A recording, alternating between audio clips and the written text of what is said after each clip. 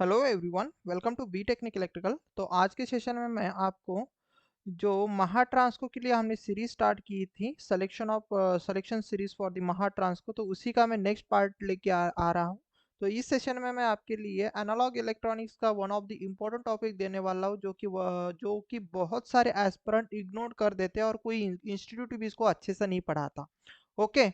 तो ये जो सेशन है इतना ज़्यादा इम्पोर्टेंट हो जाएगा क्योंकि इसके बारे में अभी तक किसी ने इतने अच्छे वे में डिस्कशन नहीं किया रहेगा। आप अपने नोट्स में इसको ऐड कर लेना क्योंकि यहाँ से क्वेश्चन आने के बहुत ज़्यादा चांसेस है। और वो है हमारे लिए ऑसिलेटर एनालॉग इलेक्ट्रॉनिक्स का। ओके। तो जिन्होंने अभी तक हमारे बी टेक्निक इलेक्ट्रिकल चैनल पर जितने भी मैंने यूट्यूब पर वीडियोस अपलोड किए हैं बेसिकली यूट्यूब चैनल पर, तो वो सभी के सभी अगर आपने नहीं देखे रहेंगे तो काइंडली उन सभी वीडियोस को एक बार देख लेना, सो दैट अगर उससे रिलेटेड कोई क्वेश्चन आपके महा ट्रांसकोप में आ जाते हैं तो आपका सिलेक्शन पक्का हो जाएगा। ओके। एंड सभी सेशन के जो पीडीएफ होते हैं बेसिकली आपको मिल जाते हैं हमारे टेलीग्राम चैनल पर, जो कि बी टेक्निक इलेक्ट्रिकल का ऑफिशियल टेलीग्राम चैनल है। और इसका लिंक आपको डिस्क्रिप्शन डिस्क्रिप्शन साथ ही साथ आपको कमेंट सेक्शन में मैं अटैच करा दूंगा, सो दैट आपको पीडीएफ साथ ही साथ इसके वीडियोस भी आपको मिल जाएंगे और लिंक भी आपको वहां पर मिल जाता है। Okay. And before starting the session मैं अपने बारे में थोड़ा सा इंट्रोडक्शन दे रहा हूँ। तो this is my name basically and I am engineer, teacher, educator and mentor. साथ ही साथ मैंने गेट थ्राइस क्रैक की हुई है 18, 99, 20। साथ ही साथ मेरा जो सिलेक्शन है वो असिस्टेंट इंजीनियर इन महाट्रांस को, असिस्टेंट इंजीनियर इन महाजन को, जूनियर इंजीनियर इन महाजन को, जूनियर इंजीनियर इन महाडिस्कॉम इसमें हुआ है। बट ये तो हुआ मेरा सिलेक्शन, बट इससे भी ज़्यादा अगर मैं इम्पोर्टेंट आपसे बात करूँ तो जो मुझे एक्सपीरियंस है बेसिकली वो है 4.5 साल का टीचिंग फील्ड में, और हर जगह पर मतलब टीचिंग फील्ड में। और मुझे online offline as well as online दोनों का एक्सपीरियंस है। और हर जगह मैंने इलेक्ट्रिकल इंजीनियरिंग ही पढ़ाई हुई है। और मैं अगर बात करूँ तो I am a gold as well as a silver educator in one of the edtech company of the Bangalore. और मेरा एजुकेशन जो है वो है B Tech diploma and B Tech in electrical engineering from the Walchand College of Engineering, Sangli. And currently I'm working as an assistant engineer in Mahatransco. सो मैं पहले ही clear कर दे रहा हूँ, तो यहाँ पर मैं कोई भी पेड बैचेस नहीं लेता हूँ। तो जो भी कंटेंट आपको मिलता है यूट्यूब पर होता है, कोई भी पेड बैचेस मेरी होती नहीं है। ओके। सभी कंटेंट यूट्यूब पर मिल जाता है आपको। तो this is my passion basically. तो ये सब मैं बच्चों की हेल्प के लिए कर रहा हूँ, ना कि इसमें मुझे मेरा कोई एजेंडा है पैसे कमाने का। सो इंजीनियरिंग जो मैं पढ़ाता हूँ बेसिकली, जो सब्जेक्ट मैं पढ़ाता हूँ, that is my passion, not not my business basically. तो ये चीज़ें मैंने पहले ही क्लियर कर दी। ओके। सो दैट आगे जाकर कोई मेरे अगेंस्ट में ना जाए कि सर आप गवर्नमेंट एम्प्लॉय हो और आप मतलब पढ़ाते भी हो, पैसे भी कमा रहे हो, तो this is not my business. ये बस मैं यूट्यूब पर पढ़ा रहा हूँ सो दैट बच्चों के लिए हेल्प हो जाए। ओके। तो मेरे प्रीवियस सेशन से रिगार्डिंग यहाँ पर मुझे कमेंट मिली थी और वो थी अर्चना चौहान की। यस। तो उनका ये कहना था, जो मैंने सेशन दिया था उनका ये कहना था, sir after watching your videos was improve the I was actually, उनका कहना था I was improve the score in the test series and concept got clear, please carry on the series. Okay. Archana, आपका ये कमेंट मुझे बहुत अच्छा लगा था। वैसे तो बहुत सारे कमेंट है, बट ये कमेंट मुझे क्यों अच्छा लगा, क्योंकि उन्होंने बोला है कि जितने मेरे उन्होंने वीडियोस देखे उससे उनके टेस्ट सीरीज का स्कोर इम्प्रूव हो रहा है। और यही मैं चाहता हूँ कि आप जो गलतियां करते हो वो आप गलतियां ना करो। यस। तो आपका कमेंट मुझे अच्छा लगा अर्चना, और ये शायद से आप जिन्होंने सिंसियरली किए रहेंगे ना मेरे सेशन, मतलब बस देखना है करके नहीं किया होगा, सभी अगर अच्छे से देखा होगा बिना स्किप किए, तो उनका तो और डेफिनेटली सिलेक्शन तो हो ही जाएगा, क्योंकि सीरीज का नाम ही है सिलेक्शन सीरीज। एंड अर्चना को तो इसका बेनिफिट मिला है, होपफुली सभी सभी को मिल जाएगा। ओके। तो थैंक यू अर्चना, इतना अच्छा अच्छा आपने कमेंट किया। बाकी सभी अच्छे अच्छे कमेंट है, बट ये अच्छा मुझे लगा था। देन आज हम स्टार्ट करने वाले हैं बेसिकली ऑसिलेटर्स को, राइट। तो क्या है ऑसिलेटर? यस। तो ऑसिलेटर को हम सबसे पहले देखेंगे, तो ऑसिलेटर में हम क्या देखेंगे, सबसे पहले इसकी डेफिनेशन की what is mean by the basically the oscillator. Okay. What is mean by the basically the oscillator, तो क्या बोला है यहाँ पर देखो, an electronic circuit which is used to generate an AC waveform। क्या है, आपके पास एक इलेक्ट्रॉनिक सर्क्यूट है जो आपके पास एक एसी वेवफॉर्म जनरेट करने के लिए यूज किया जाता है। Condition provided without using AC signal, बिना कोई ऐसी सिग्नल किए आप एक वैसी वेवफॉर्म जिस इलेक्ट्रॉनिक सर्क्यूट से जनरेट करते हो उसी इलेक्ट्रॉनिक सर्क्यूट को हम बोलते हैं बेटा oscillators. Getting my point? Again I am repeating my sentence. बिना किसी एसी इनपुट के अगर आप एक एसी वेवफॉर्म जनरेट करते हो, यस, एक इलेक्ट्रॉनिक सर्क्यूट से, तो उसी सर्क्यूट को हम बोलते हैं ऑसिलेटर। अगर ये डेफिनेशन नहीं समझ में आ गई होंगी तो इसकी मैंने और एक डेफिनेशन यहाँ पर रखी है, और वो ये है, oscillator is a circuit which produce the continuous repeated alternating waveform without any input. Yes, बिना कोई इनपुट देकर अगर आप एक continuous repeated and alternating waveform अगर आप जनरेट करते हो किसी सर्क्यूट से, तो उसे हम बोलते हैं ऑसिलेटर सर्क्यूट, या फिर हम बोलेंगे ऑसिलेटर। तो ये बेसिक से दो डेफिनेशन है, उम्मीद करता हूँ समझ में आ गई होंगी।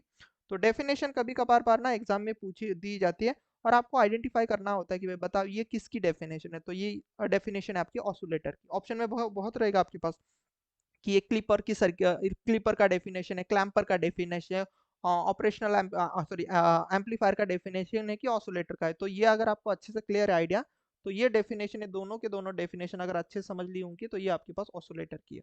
ओके, तो चलो ऑसिलेटर को समझने से पहले हमें इस ऑसिलेटर के सबसे पहले क्या देखने पड़ेंगे पता है? इसके देखने पड़ेंगे आपको बेटा क्लासिफिकेशन। तो let's see how many classifications of the oscillators. तो इसके दो क्लासिफिकेशन होते हैं, एक होता है आपके पास साइनोसॉइडल ऑसिलेटर, या फिर इसी को ही आप बोलते हो बेटा लीनियर ऑसिलेटर। ओके, साइनोसॉइडल या तो लीनियर ऑसिलेटर, और इसका जस्ट अपोजिट क्या रहेगा बताओ? इधर इधर हम बोलेंगे नॉन साइनोसॉइडल ऑसिलेटर, या तो हम बोलेंगे sir non linear oscillator. Short में लिख रहा हूँ तो non linear oscillator. Okay, getting my point? अब अगर मैं आगे जाता हूँ तो जो लीनियर ऑसिलेटर है इसके भी दो क्लासिफिकेशन आ जाते हैं। एक होता है आपके पास लो फ्रीक्वेंसी ऑसिलेटर, और लो फ्रीक्वेंसी को ही हम बोलते हैं बेटा audio frequency oscillator. Okay, audio frequency oscillator. और एक दूसरा इसका जो होता है साइनोसॉइडल का classification, which is nothing but your high frequency oscillator. कौन सा है आपके पास? पूरा फुल फॉर्म नहीं लिख रहा, आप अच्छे से देख ला, हाई फ्रीक्वेंसी ऑसिलेटर। और हाई फ्रीक्वेंसी ऑसिलेटर को ही हम क्या बोलेंगे पता? इसी को ही हम बोलेंगे basically radio frequency. Okay, radio frequency oscillator भी इसको बोला जाता है, बट इसको मैं अभी रेडियो फ्रीक्वेंसी नहीं बोलूंगा, क्योंकि हाई फ्रीक्वेंसी का और एक आपके पास ऑसिलेटर होता है। Let me pick up the call basically, then मैं कनेक्ट होता हूँ। Okay, sorry for the interruption. तो low frequency and high frequency, तो इसको हम पूरा और ज़्यादा डिस्कशन करेंगे आगे। इसको मैं हाई फ्रीक्वेंसी वाले को रेडियो फ्रीक्वेंसी बोल सकता हूँ, बट एक हाई फ्रीक्वेंसी का ऑसिलेटर होता है, इसके लिए मैं यहाँ पर अभी तो फिलहाल नहीं बोलूँगा। तो लो फ्रीक्वेंसी ऑसिलेटर में एक आता है बेटा आपके पास, जो पहला ऑसिलेटर आता है वो होता है आपके पास विंस ब्रिज ऑसिलेटर। ओके, ये नाम याद रखना। यस, विंस ब्रिज ऑसिलेटर बहुत इंपॉर्टेंट है ये, क्योंकि एग्जाम में आ जाता है कि बता विंस ब्रिज ऑसिलेटर लो ऑडियो फ्रीक्वेंसी है कि रेडियो फ्रीक्वेंसी है, तो आपको बोलना है रेडियो फ्रीक्वेंसी ऑसिलेटर है कौन? Wien bridge oscillator. दूसरा आपके पास जो ऑसिलेटर कहलाता है, दूसरा जो ऑसिलेटर है आपके पास, उसे आप कह सकते हो RC phase shift oscillator. RC phase shift oscillator है, ठीक है? समझ में आया? तो लो फ्रीक्वेंसी ऑसिलेटर में दो, Wien bridge and RC phase shift oscillator. वैसे ही आपके हाई फ्रीक्वेंसी ऑसिलेटर में हाई फ्रीक्वेंसी, थोड़ा सा क्रॉस क्यों लाइन जा रहा है मेरा, समझ में नहीं आ रहा। तो हाई फ्रीक्वेंसी ऑसिलेटर में एक आपके पास होता है बेटा LC oscillator. Okay, LC oscillator को बेसिकली हम बोलते हैं radio frequency oscillator, radio frequency oscillator. Getting my point? Yes, ये क्लासिफिकेशन याद रखना। एंड इसका जो दूसरा एक मैंने बोला था ना कि हाई फ्रीक्वेंसी में और एक ऑसिलेटर आता है जिसे हम क्या बोलते हैं? इसे हम बोलते हैं crystal oscillator. Okay, crystal oscillator. और ये क्रिस्टल ऑसिलेटर अगर आपने माइक्रो प्रोसेसर कंट्रोलर देखा होगा तो वहां पर ये नाम सुना होगा कि ये क्रिस्टल ऑसिलेटर होता है, बराबर ना। ये क्यों होता है पता है? क्योंकि crystal oscillator is also called as a fixed, क्या बोला जाता है, फिक्स्ड फ्रीक्वेंसी ऑसिलेटर इसको बोला जाता है। इसकी फ्रीक्वेंसी कांस्टेंट हो जाती है, याद रखना, इसकी फ्रीक्वेंसी चेंज नहीं होती है। ओके, या फिर हम बोलेंगे, क्या बोलेंगे, ऐसा लिखो, it provides, it provides stable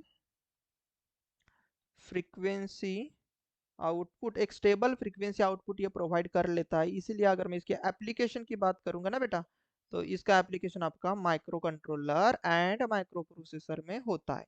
getting my point? जो आपको एक फिक्स्ड फ्रीक्वेंसी दे दे, माइक्रो प्रोसेसर कंट्रोलर में फ्रीक्वेंसी का बहुत ज़्यादा इंपॉर्टेंट हो जाता है। अगर वहां पर फ्रीक्वेंसी चेंज हो जाएगी तो उसके प्रोग्रामिंग का कोई भी यूज नहीं हो जाएगा, राइट। तो सिस्टम सॉरी स्टेबल अगर फ्रीक्वेंसी चाहिए तो आप कौन सा यूज करोगे? Crystal frequency oscillator. एक बार एग्जाम में आया हुआ क्वेश्चन है कि which oscillator provides you the stable output frequency और we can say fixed output frequency, वो है आपके पास क्रिस्टल ऑसिलेटर। ओके, और इसके बारे में याद रखना एलसी के बारे में, that is a radio frequency oscillator है ये। और आपके पास हाई फ्रीक्वेंसी में आता है, लो फ्रीक्वेंसी में Wien bridge and RC phase shift oscillator है, जिसे हम ऑडियो फ्रीक्वेंसी ऑसिलेटर भी बोलते हैं। और ये किसकी कैटेगरी है? बेसिकली ये दोनों फ्रीक्वेंसी, ये जो ऑसिलेटर किसकी कैटेगरीज है बता? ये है आपके पास साइनोसॉइडल या तो लीनियर ऑसिलेटर की कैटेगरीज। यस, वैसे नॉन साइनोसॉइडल या तो नॉन लीनियर ऑसिलेटर की कैटेगरीज में मैं यहाँ पर लेके आ रहा हूँ। तो बेटा इसमें आपके पास क्या की जाती है? एक वेवफॉर्म जनरेट की जाती है। वैसे यहाँ पर भी वेवफॉर्म ही जनरेट करते हैं, बट किस तरीके की वेवफॉर्म जनरेट की जाएंगी? वेवफॉर्म बेसिकली यहाँ पर जनरेटर बोला जाता है, यहाँ पर जनरेटर बोला जाता है। गेटिंग? ओके। अब ये वेवफॉर्म देखो, ये तो साइनोसॉइडल है बट ये नॉन साइनोसॉइडल है, बट नॉन साइनोसॉइडल एक पीरियोडिक वेवफॉर्म आपको जनरेट करनी है। देखो ना, रिपीटेड, कंटिन्यूअस, अल्टरनेटिंग वेवफॉर्म आपको जनरेट करनी है। तो कौन कौन से वेवफॉर्म आप जनरेट कर सकते हो? आप बोलोगे सर आप एक स्क्वायर वेव भी जनरेट कर सकते हो ना बेटा। यस, स्क्वायर वेव आप जनरेट कर सकते हो। तो आप बोलो, तो सपोज आप कोई बोलेगा कि हम सर बेटा आप ट्रायंगुलर वेवफॉर्म भी इस तरीके से कंटिन्यूअस वेवफॉर्म आप जनरेट कर सकते हो। यस, तो इस तरीके के वेवफॉर्म आप जनरेट कर सकते हो कहाँ पर? आपके नॉन लीनियर ऑसिलेटर पर, या फिर आप बोलेंगे नॉन साइनोसॉइडल ऑसिलेटर पर। Getting this point? तो this is very very very important, this is basic introduction जो मैंने आपको अभी दिया है ऑसिलेटर के केस में। तो उम्मीद करता हूँ ये क्लासिफिकेशन सभी को समझ में आ गया होगा। और ये क्वेश्चन एक बार पूछा गया है कि stable oscillator, sorry stable frequency किस ऑसिलेटर में आती है? तो that is a crystal oscillator. Okay, चलो। अब अगर मैं थोड़ा सा आपको बताने की कोशिश करूं यहाँ पर, तो थोड़ा ध्यान देना कि what is the oscillator basically. तो ऑसिलेटर का और एक डेफिनेशन मैं यहाँ पर देता हूँ कि oscillator is oscillator basically converts the unidirectional current from DC source into the alternating waveform. इसको मैं वेवफॉर्म आपको एक डायग्राम से समझाऊंगा आगे, आप भी बस ध्यान देना। मतलब एक डीसी सोर्स का एक यूनिडायरेक्शनल करंट रहेगा, उसको आप क्या करते हो? बेसिकली कन्वर्ट करते हो इनटू अल्टरनेटिंग वेवफॉर्म में, which is of the desired frequency, जो आपको एक डिजायर्ड फ्रीक्वेंसी दे, जो आप चाहते हो वो फ्रीक्वेंसी आपको दे दे। आप अगर चाहते हो कि 50 हर्ट्ज, जस्ट एग्जाम्पल के लिए मैं बोल रहा हूँ, आप चाहते हो कि 50 हर्ट्ज की आपको एक साइनोसॉइडल वेवफॉर्म जनरेट हो, तो आप कर सकते हो। आप चाहो तो 100 हर्ट्ज की आपको एक वेवफॉर्म चाहिए, तो वो आप क्रिएट कर सकते हो। आप चाहते हो कि सपोज मुझे 120 किलो हर्ट्ज की एक फ्रीक्वेंसी चाहिए, तो वो आप क्रिएट कर सकते हो by with the help of oscillator. और बिना कोई ऐसी सिग्नल दिए आप एक डीसी सिग्नल से आप उस तरीके की चीजें कर सकते हो। यस, और ये फ्रीक्वेंसी आप कैसे डिसाइड करोगे? The frequency is decided by it's circuit parameter, जो भी सर्क्यूट के पैरामीटर रहेंगे ऑसिलेटर में, जो इलेक्ट्रॉनिक सर्क्यूट है ना, उसमें जितने भी पैरा कंपोनेंट रहेंगे, या फिर मैं बोलूंगा पैरामीटर रहेंगे, पैरामीटर नहीं बोलेंगे, कंपोनेंट ही बोलेंगे बेसिकली। तो इलेक्ट्रॉनिक सर्क्यूट बेसिकली बनता किससे मुझे बताओ? आर, एल एंड सी, इससे ही बनता है ना। तो इनकी वैल्यूज डिसाइड करके आप एक डिजायर्ड फ्रीक्वेंसी प्राप्त कर सकते हो, इतनी ही बात है, बाकी कुछ नहीं। जो आप चाहते हो आप इसकी वैल्यू कम ज्यादा करके एडजस्ट करके आप वैल्यू इसकी फ्रीक्वेंसी निकाल सकते हो। इट मीन्स ऑसिलेटर की फ्रीक्वेंसी बेसिकली अगर मैं बता दूं, तो it is a function of R comma L comma C और नॉट। यस, समझ रहे हो आप कि मैं क्या बताने की कोशिश कर रहा हूँ? कि जो ऑसिलेटर की फ्रीक्वेंसी है basically that will be the function of R L and C. इन तीनों पर आपके पास डिपेंड हो सकता है आर एल पर ही डिपेंड हो सकता है एल सी पर ही डिपेंड हो सकता है आर सी पर डिपेंड हो, बट आर एल सी पर फ्रीक्वेंसी डिपेंड रहेगी। ये इस बात से हमें तो अभी तो क्लियर आइडिया आ चुका है, राइट। अब आगे क्या बोला है, the basic principle behind the working of the oscillator. याद रखना ये भी इंपॉर्टेंट है, किस प्रिंसिपल पर आपके पास बेसिकली आपका ऑसिलेटर वर्क करता है can be understood by analysing the behaviour of LC tank circuit. This is a very very very important. आपके पास ना बेटा एलसी सर्किट टैंक पर, yes LC circuit tank circuit पर बेसिकली आपका ऑसिलेटर वर्क करता है। यस जिस तरीके से आप देख सकते हो, ये आपको पता है ना कि एक आइडियल कैपेसिटर और आइडियल इंडक्टर अगर आप लगा देते हो सीरीज में, तो उससे आपके पास ये क्या बनता है, this is nothing but your ideal tank circuit. Ideal tank circuit आपके पास बनता है। यस जिसका डायनामिक इंपीडेंस अगर आप कभी देखे होंगे नेटवर्क थ्योरी में, डायनामिक इंपीडेंस इसका इनफाइनाइट होता है। यस तो ये टैंक सर्किट का आइडिया मैं आपको नहीं बताऊंगा, बस यहाँ पर मुझे एक ही चीज बतानी थी। अगर कभी किसी ने पूछा कि बता ऑसिलेटर किस वर्किंग प्रिंसिपल पर चलता है, कौन से वर्किंग प्रिंसिपल पर चलता है, तो आपको बोलना है ऑसिलेटर आपके पास टैंक सर्किट के प्रिंसिपल पर चलता है, जिसमें एक इंडक्टर रहेगा और एक आपके पास कैपेसिटर रहेगा। ये दो आपके पास कंपोनेंट बेसिकली होते हैं। ओके तो इसमें इतना ही था, बाकी कुछ नहीं है।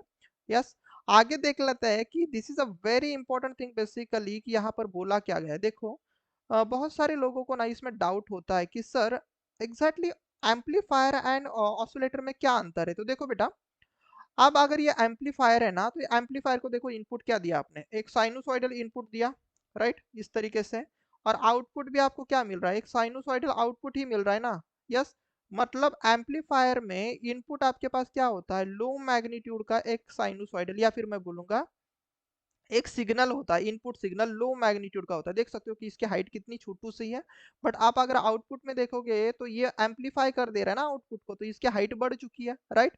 फॉर एग्जाम्पल अगर मैं इसको मैग्नीट्यूड के हिसाब से बता दूं, एग्जाम्पल के तौर पर अगर मैं बता दूं, तो एम्पलीफायर का काम ये है कि सपोज ये 10 वोल्ट का सिग्नल है, तो ये इधर सपोज उसको 100 वोल्ट का सिग्नल बना देगा। बस इतना ही काम किसका, एम्पलीफायर का। एम्पलीफायर मतलब एम्पलीफाई करेगा चीजों को, थोड़ा सा बढ़ा कर देगा। यस गेन से मल्टीप्लाई करेगा इनपुट को, तो गेन अगर ज्यादा रहेगा तो आउटपुट आपको ज्यादा मिलेगा, दैट्स इट, बात खत्म।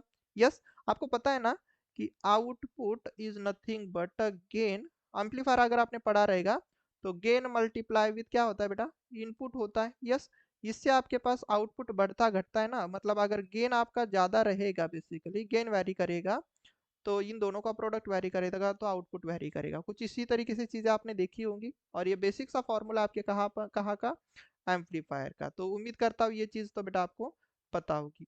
बट अगर आप ऑसिलेटर में बात कर रहे हो, तो देखो ऑसिलेटर में यहाँ पर किस तरीके का सिग्नल है, एक डीसी सिग्नल है, या फिर मैं बोलूंगा डीसी सप्लाई। अब इनपुट में आपने डीसी सप्लाई दिया है और आउटपुट में देख सकते हो आपके पास एसी वेवफॉर्म मिली। बट याद रखना यहाँ पर रेक्टिफाई नहीं किया है, सॉरी आप इन्वर्टर नहीं यूज किया, याद रखना इन्वर्टर कुछ अलग चीज होती है ना। आप बोलोगे सर ऐसा तो इन्वर्टर में भी होता है, सर डीसी दे दो आउटपुट में एसी मिलेगा। यस बट याद रखना इसमें और इन्वर्टर में अंतर क्या है, तो इन्वर्टर में भी ऐसा ही होता है, बट यहाँ पर ये वर्ड नहीं रहेगा। याद रखना कौन सा वाला, ध्यान से देखना, इन्वर्टर में ये जो डीसी दिया जाता है ना ऑसिलेटर में, ये शॉर्ट टाइम के लिए दिया जाता है, कुछ समय के लिए बस दिया जाएगा, उसके बाद इसको डिस्कनेक्ट किया जाता है। Listen carefully, inverter and oscillator में एक अंतर होता है। ये जो सिग्नल दिया जाता है वेरी शॉर्ट ड्यूरेशन के लिए, कुछ समय के लिए देंगे, उसके बाद इनपुट निकाला जाता है। इनपुट निकाला जाता है, याद रखना इनपुट नहीं दिया जाता आपके ऑसिलेटर के लिए। देन फिर भी आपको आउटपुट इस तरीके से साइनोसॉइडल की एक वेवफॉर्म मिलेगी, या फिर मैं बोलूंगा ऐसा सिग्नल मिलेगा बेसिकली, जिसकी एक फ्रीक्वेंसी रहेगी, जिसका कांस्टेंट मैग्नीट्यूड रहेगा और जो रिपीटेडली चलेगी। Getting my point. तो इन्वर्टर में ये शॉर्ट टाइम वाला वर्ड नहीं लगा दोगे, तो इसी ऑसिलेटर को आप मतलब यहाँ पर मिटाकर यहाँ पर आप ऐसा लिख सकते हो कि ये रहेगा बेटा इन्वर्टर। बट इन्वर्टर में इनपुट कंटिन्यूअस होता है इस तरीके का डीसी।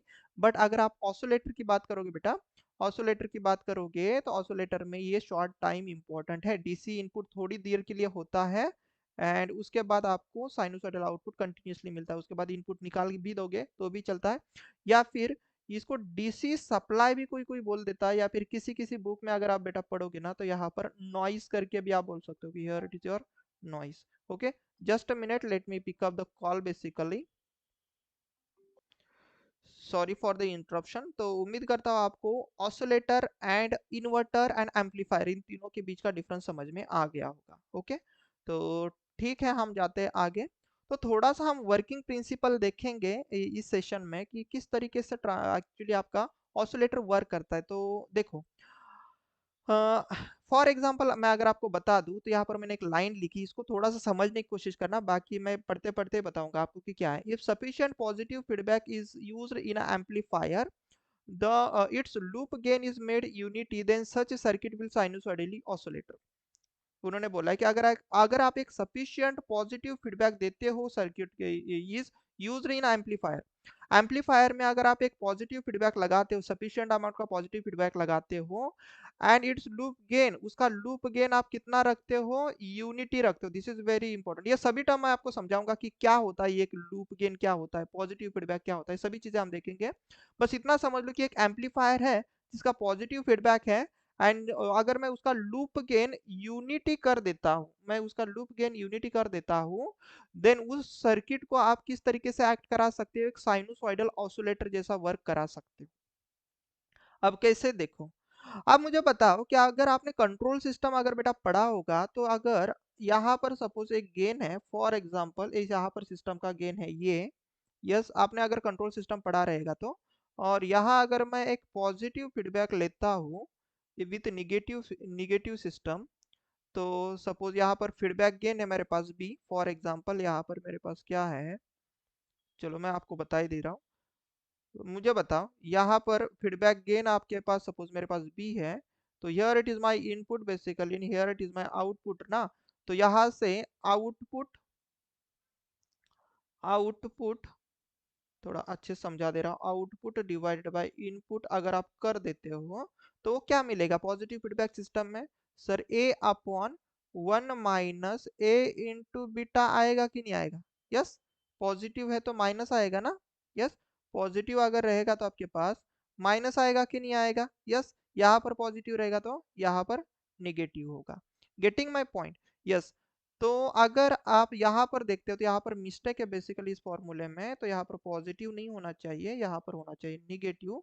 तो मैं यहाँ पर दे रहा हूँ, यस। तो यहाँ पर ही देखना, ये ओवरऑल गेन इस सिस्टम का अगर मैं बता रहा हूँ, सपोज दिस इज एम्पलीफायर, और एम्पलीफायर का गेन है सपोज ए, और ये फीडबैक है, और फीडबैक का गेन है सपोज बी, यस। तो इस सिस्टम के लिए अगर आप यहाँ पर इनपुट देते हो, ध्यान से सुनना, यहाँ पर बेटा अगर आप इस तरीके से इनपुट देते हो, और ये इनपुट थोड़ा प्यार से समझना, क्योंकि आपको ये शॉर्ट ड्यूरेशन के लिए देना है, इसलिए मैं यहाँ पर क्या लगा रहा हूँ पता है, एक स्विच लगा रहा हूँ। ये क्या लगा रहा हूँ, एक स्विच लगा रहा हूँ, और here it is my positive feedback ना, राइट। थोड़ा समझने की कोशिश करना, पॉजिटिव फीडबैक। तो यहाँ पर मैं एक बस स्विच लगा दे रहा हूँ, उसके बाद मैं इसको डिस्कनेक्ट करूंगा। तो ये इनपुट है basically, this is your input. अब ये इनपुट क्या रहेगा, अभी अभी हमने देखा बेटा, ये इनपुट आपके पास या तो आपके पास डीसी सिग्नल होगा, डीसी सिग्नल हो सकता है, मतलब कुछ इस तरीके से डीसी सिग्नल, या तो आपके पास ये आपके पास नॉइस हो सकता है, क्या हो सकता है, एक नॉइस हो सकता है, मतलब कुछ इस तरीके का एक सिग्नल आपके पास हो सकता है, नॉइस, राइट। तो अगर आप ये स्मॉल ड्यूरेशन के लिए देते हो, स्मॉल ड्यूरेशन के लिए देते हो, ड्यूरेशन के लिए देते हो, तो जैसे कि उनका कहना है स्मॉल ड्यूरेशन के लिए अगर आप इस तरीके का चीजें दोगे, पॉजिटिव फीडबैक है, देन लूप गेन क्या होता है, तो लूप गेन को मैं आपको समझा देता हूँ, चलो थोड़ा ध्यान से देख लेते हैं। तो loop gain is nothing but your amplifier का गेन मल्टीप्लाई विद फीडबैक जो है आपके पास उसका ट्रांसफर फंक्शन।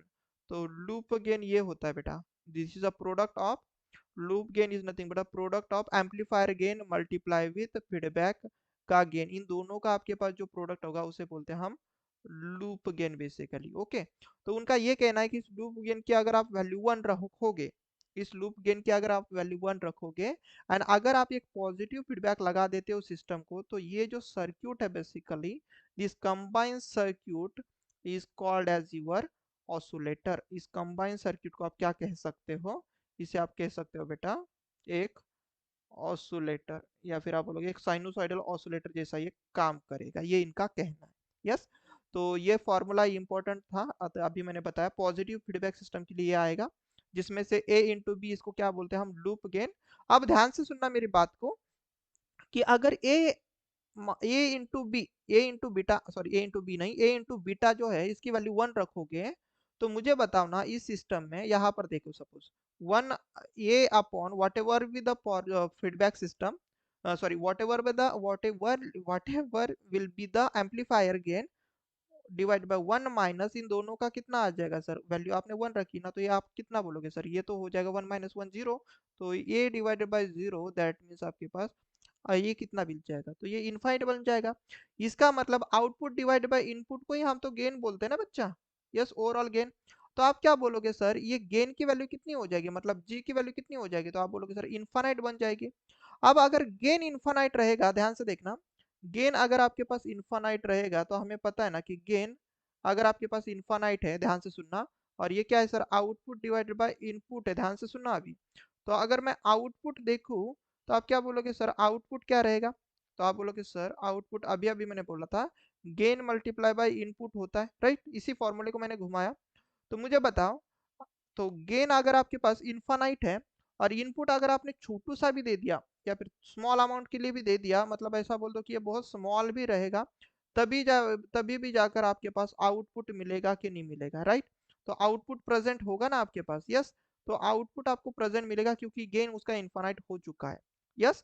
तो इसीलिए यहाँ पर मैंने एक लाइन लिख के दी है, due to definite gain, sorry, due to infinite gain, oscillator provides the non-zero AC output even with zero input signal. भले आप इसको निकाल भी दो, गेन इसका आपने कितना कर दे, इसका जो गेन बनाया है इस ऑसिलेटर का, बेसिकली वो आपने इनफाइनाइट बना दिया है। अब ये इनफाइनाइट गेन बनने की वजह से आप यहाँ से इनपुट, इस इनपुट को अगर आप इस तरीके से हटा भी दोगे ना, इस इनपुट को हटा भी दोगे, इसको ऐसा हटा भी दोगे, तभी भी जाकर ये आपको आउटपुट में एक वेवफॉर्म देगा। किस तरीके की वेवफॉर्म देगा, सपोज एक साइनोसॉइडल वेवफॉर्म देगा, यस। तो ये कहना किसका है आपके, ये कहना आपके ऑसिलेटर का, यस, गेटिंग माय पॉइंट। तो ऑसिलेटर में मैंने एक रिजल्ट बताया बेटा, this one is one of the very important result, और हमने क्या देखा कि हमें गेन इनफाइनाइट बनाने के लिए a इंटू बीटा की वैल्यू 1 रखनी है, गेटिंग माय पॉइंट। ये इंपॉर्टेंट है बेटा, ओके, a इंटू बीटा की वैल्यू इनफाइनाइट रखनी है। Let's see the what is in the next. तो उसी से रिलेटेड मैं कुछ और पॉइंट आपको बता देता हूँ। A sinusoidal oscillator consists of an amplifier and a feedback network, जो मैंने अभी बताया। क्या होता है साइनसॉइडल ऑसिलेटर में, क्या होता है कि एक एम्पलीफायर होता है एंड एक फीडबैक होता है, यस। यही उन्होंने इस लाइन पर बढ़ाया या फिर यही मैंने यहाँ पर बता दिया। और मैंने क्या बोला यहाँ पर देखो, a feedback network has RLC element which is, this is very very important. Feedback network में क्या होते हैं, आरएलसी एलिमेंट होते हैं, ओके। फीडबैक नेटवर्क आरएलसी से बनता है, and therefore feedback network factor that is beta becomes a frequency dependent complex number। क्यों, क्योंकि मुझे बताओ, जैसे कि अगर मैं इंडक्टर की बात करूंगा, तो इंडक्टर में क्या होता है, एक्सएल होता है ना, और एक्सएल को हम क्या लिखते हैं, ओमेगा एल, जे ओमेगा एल, यस। और एक्सी को क्या लिखते हैं, हम लिखते हैं सर माइनस जे वन अपॉन ओमेगा सी। तो ये ओमेगा क्या है, फ्रीक्वेंसी, मतलब यहाँ पर यल एंड सी आ जाएगा, तो वहां पर क्या आ जाएगी सर, फ्रीक्वेंसी आ जाएगी। और सर जे है मतलब सर एक कॉम्प्लेक्स टर्म आ जा रही है, रियल प्लस इमेजनरी। तो हम क्या बोलेंगे कि जो ओमेगा है, सॉरी आपके पास जो बीटा है, बेसिकली बेस जो बीटा है वो आपके पास क्या है, फीडबैक फैक्टर, वो आपके पास फ्रीक्वेंसी डिपेंडेंट एक कॉम्प्लेक्स नंबर हो जाएगा। क्यों, क्योंकि फीडबैक में आरएलसी एलिमेंट है, यस। ये सभी चीजें थोड़ा सा प्यार से समझो, जो मैं समझाने की कोशिश कर रहा हूँ। और अभी मैंने क्या बोला था, if loop gain A into beta, इसकी वैल्यू अगर 1 रहेंगी, तो मुझे एक चीज बताना बस अभी, इस यहाँ पर मुझे एक चीज बताना कि सपोज इस सिस्टम का आउटपुट क्या मिलेगा, बस इतना ही मुझे बता दो, इस सिस्टम का आउटपुट क्या मिलेगा, यस। तो आउटपुट आपको पता होता है ना कि output is nothing but what, output को हम क्या बोलते हैं बताओ तो। आउटपुट किसी भी सिस्टम का अगर आप आउटपुट निकालना चाहते हो, तो आउटपुट को आप कैसे निकालते हो बताओ। Output is nothing but simply, यहाँ पर ऐसा लिखो, कहा गया, हाँ, यहाँ पर आप क्या बोल सकते हो कि इस सिस्टम का सपोज जो आउटपुट है, मैं बोल रहा हूँ एक्स नॉट है। तो एक्स नॉट अगर आपके पास आउटपुट है, तो आउटपुट किसी भी सिस्टम का क्या होता है पता है, गेन मल्टीप्लाई बाय उस सिस्टम को इनपुट क्या है। तो suppose here it is my input X I, तो आप क्या बोलोगे, यहाँ पर सर आ जाएगा output is equal to A into X I. Getting my point? ये आपके पास आउटपुट मिला, ये आपके पास क्या मिला बेटा, आउटपुट मिला। तो मुझे एक चीज बताना, अगर ये आउटपुट यहाँ पर ये सेम आउटपुट यहाँ पर भी आएगा कि नहीं आएगा, मतलब यहाँ पर क्या रहेगा, ए इंटू एक्स आई रहेगा। अब इस सिस्टम के लिए, इस फीडबैक सिस्टम के लिए बेसिकली यहाँ पर क्या आउटपुट रहेगा, तो यहाँ पर मैं बोल रहा हूँ कि फीडबैक का आउटपुट, तो वो क्या रहेगा सर, आप बोलोगे फीडबैक का गेन मल्टीप्लाई बाई फीडबैक के लिए जो भी इनपुट है वो, तो आप क्या बोलोगे, फीडबैक के लिए input sir A into X आई था ना, तो ये देखो ये मल्टीप्लाई हो जाएगा। और हमने अभी अभी बोला बेटा कि एक्स आई एक्सेप्ट मतलब फीडबैक का आउटपुट क्या मिलेगा, थोड़ा ध्यान से देखना सर, बीटा इंटू ये इंटू एक्स आई हो चुका है। और हमें पता है सर, जब ऑसिलेटर जैसी चीजें वर्क कर लेता है, जब हम बोलते हैं ना कि ऑसिलेटर जैसी चीजें वर्क करनी है, तो बीटा इंटू ए की वैल्यू अभी अभी हमने देखी, इसकी वैल्यू कितनी करते हैं हम, दैट विल बी वन और नॉट, दैट मीन्स फीडबैक का आउटपुट आपके पास फीडबैक के इनपुट के बराबर देखने को मिलेगा, या फिर मैं बोलूंगा आउटपुट के बराबर देखने को मिलेगा। इट मीन्स इट मीन्स यही इनपुट आपका फिर से यहाँ पर मिल रहा है, ध्यान से सुनना, यही इनपुट जो आपने इस एम्पलीफायर के लिए दिया है, वही उसको फिर से एक इनपुट देखने को मिल रहा है। इसीलिए हम क्या कर रहे हैं पता है, इसीलिए हम इस केस में हमें क्या मिल रहा है, हमें इनपुट निकाल भी दिया तो भी ये फिर से यही इनपुट इसको मिल रहा है। Getting my point? यस। आपने वो सांप सीढ़ी का गेम सुना हो, देखा होगा, देखो जो था शायद से नोकिया के मोबाइल में होता था, वही सांप उसके पूंछ को खा रहा था, वैसी ही चीज यहाँ पर आप समझ सकते हो।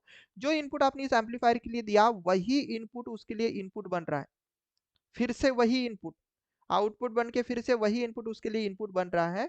तो इसीलिए वहाँ का उस एम्पलीफायर का इनपुट ही उसके लिए फिर से इनपुट बन रहा है, तो इसलिए इनपुट निकाल भी दोगे तो भी चल रहा है। और यही चीज मैंने यहाँ पर आपको बताने की कोशिश की है बेसिकली, कि क्या मैं बोल रहा हूँ। If beta into A is equal to one, then X I and F I, that is feedback of the network can be replace by the input.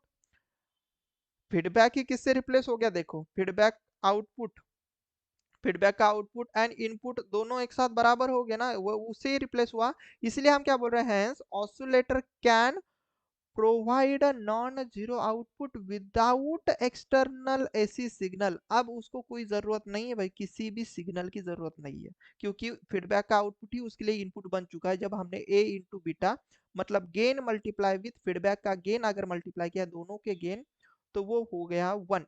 Yes, ये अगर हमने वन रखा तो हमें कोई भी इनपुट की जरूरत नहीं पड़ती है। सिंस जैसे कि हमें पता है, ये तो समझ में आ गया ना, जैसे कि हमें पता है कि भाई बीटा जो है वो फीडबैक एलिमेंट पर डिपेंड करता है। फीडबैक एलिमेंट कौन है आपके पास, आरएलसी, जो कि फ्रीक्वेंसी डिपेंडेंट है। इट मींस आपके पास क्या होगा कि beta is a frequency dependent, right ना, बीटा किस पर डिपेंड रहेगा, फ्रीक्वेंसी डिपेंडेंट। और जब आप ये कंडीशन सेटिस्फाई कर रहे हो ए इंटू बीटा, तो ऑब्वियस सी बात है उस समय इस बीटा की कुछ ना कुछ तो फ्रीक्वेंसी होगी ना।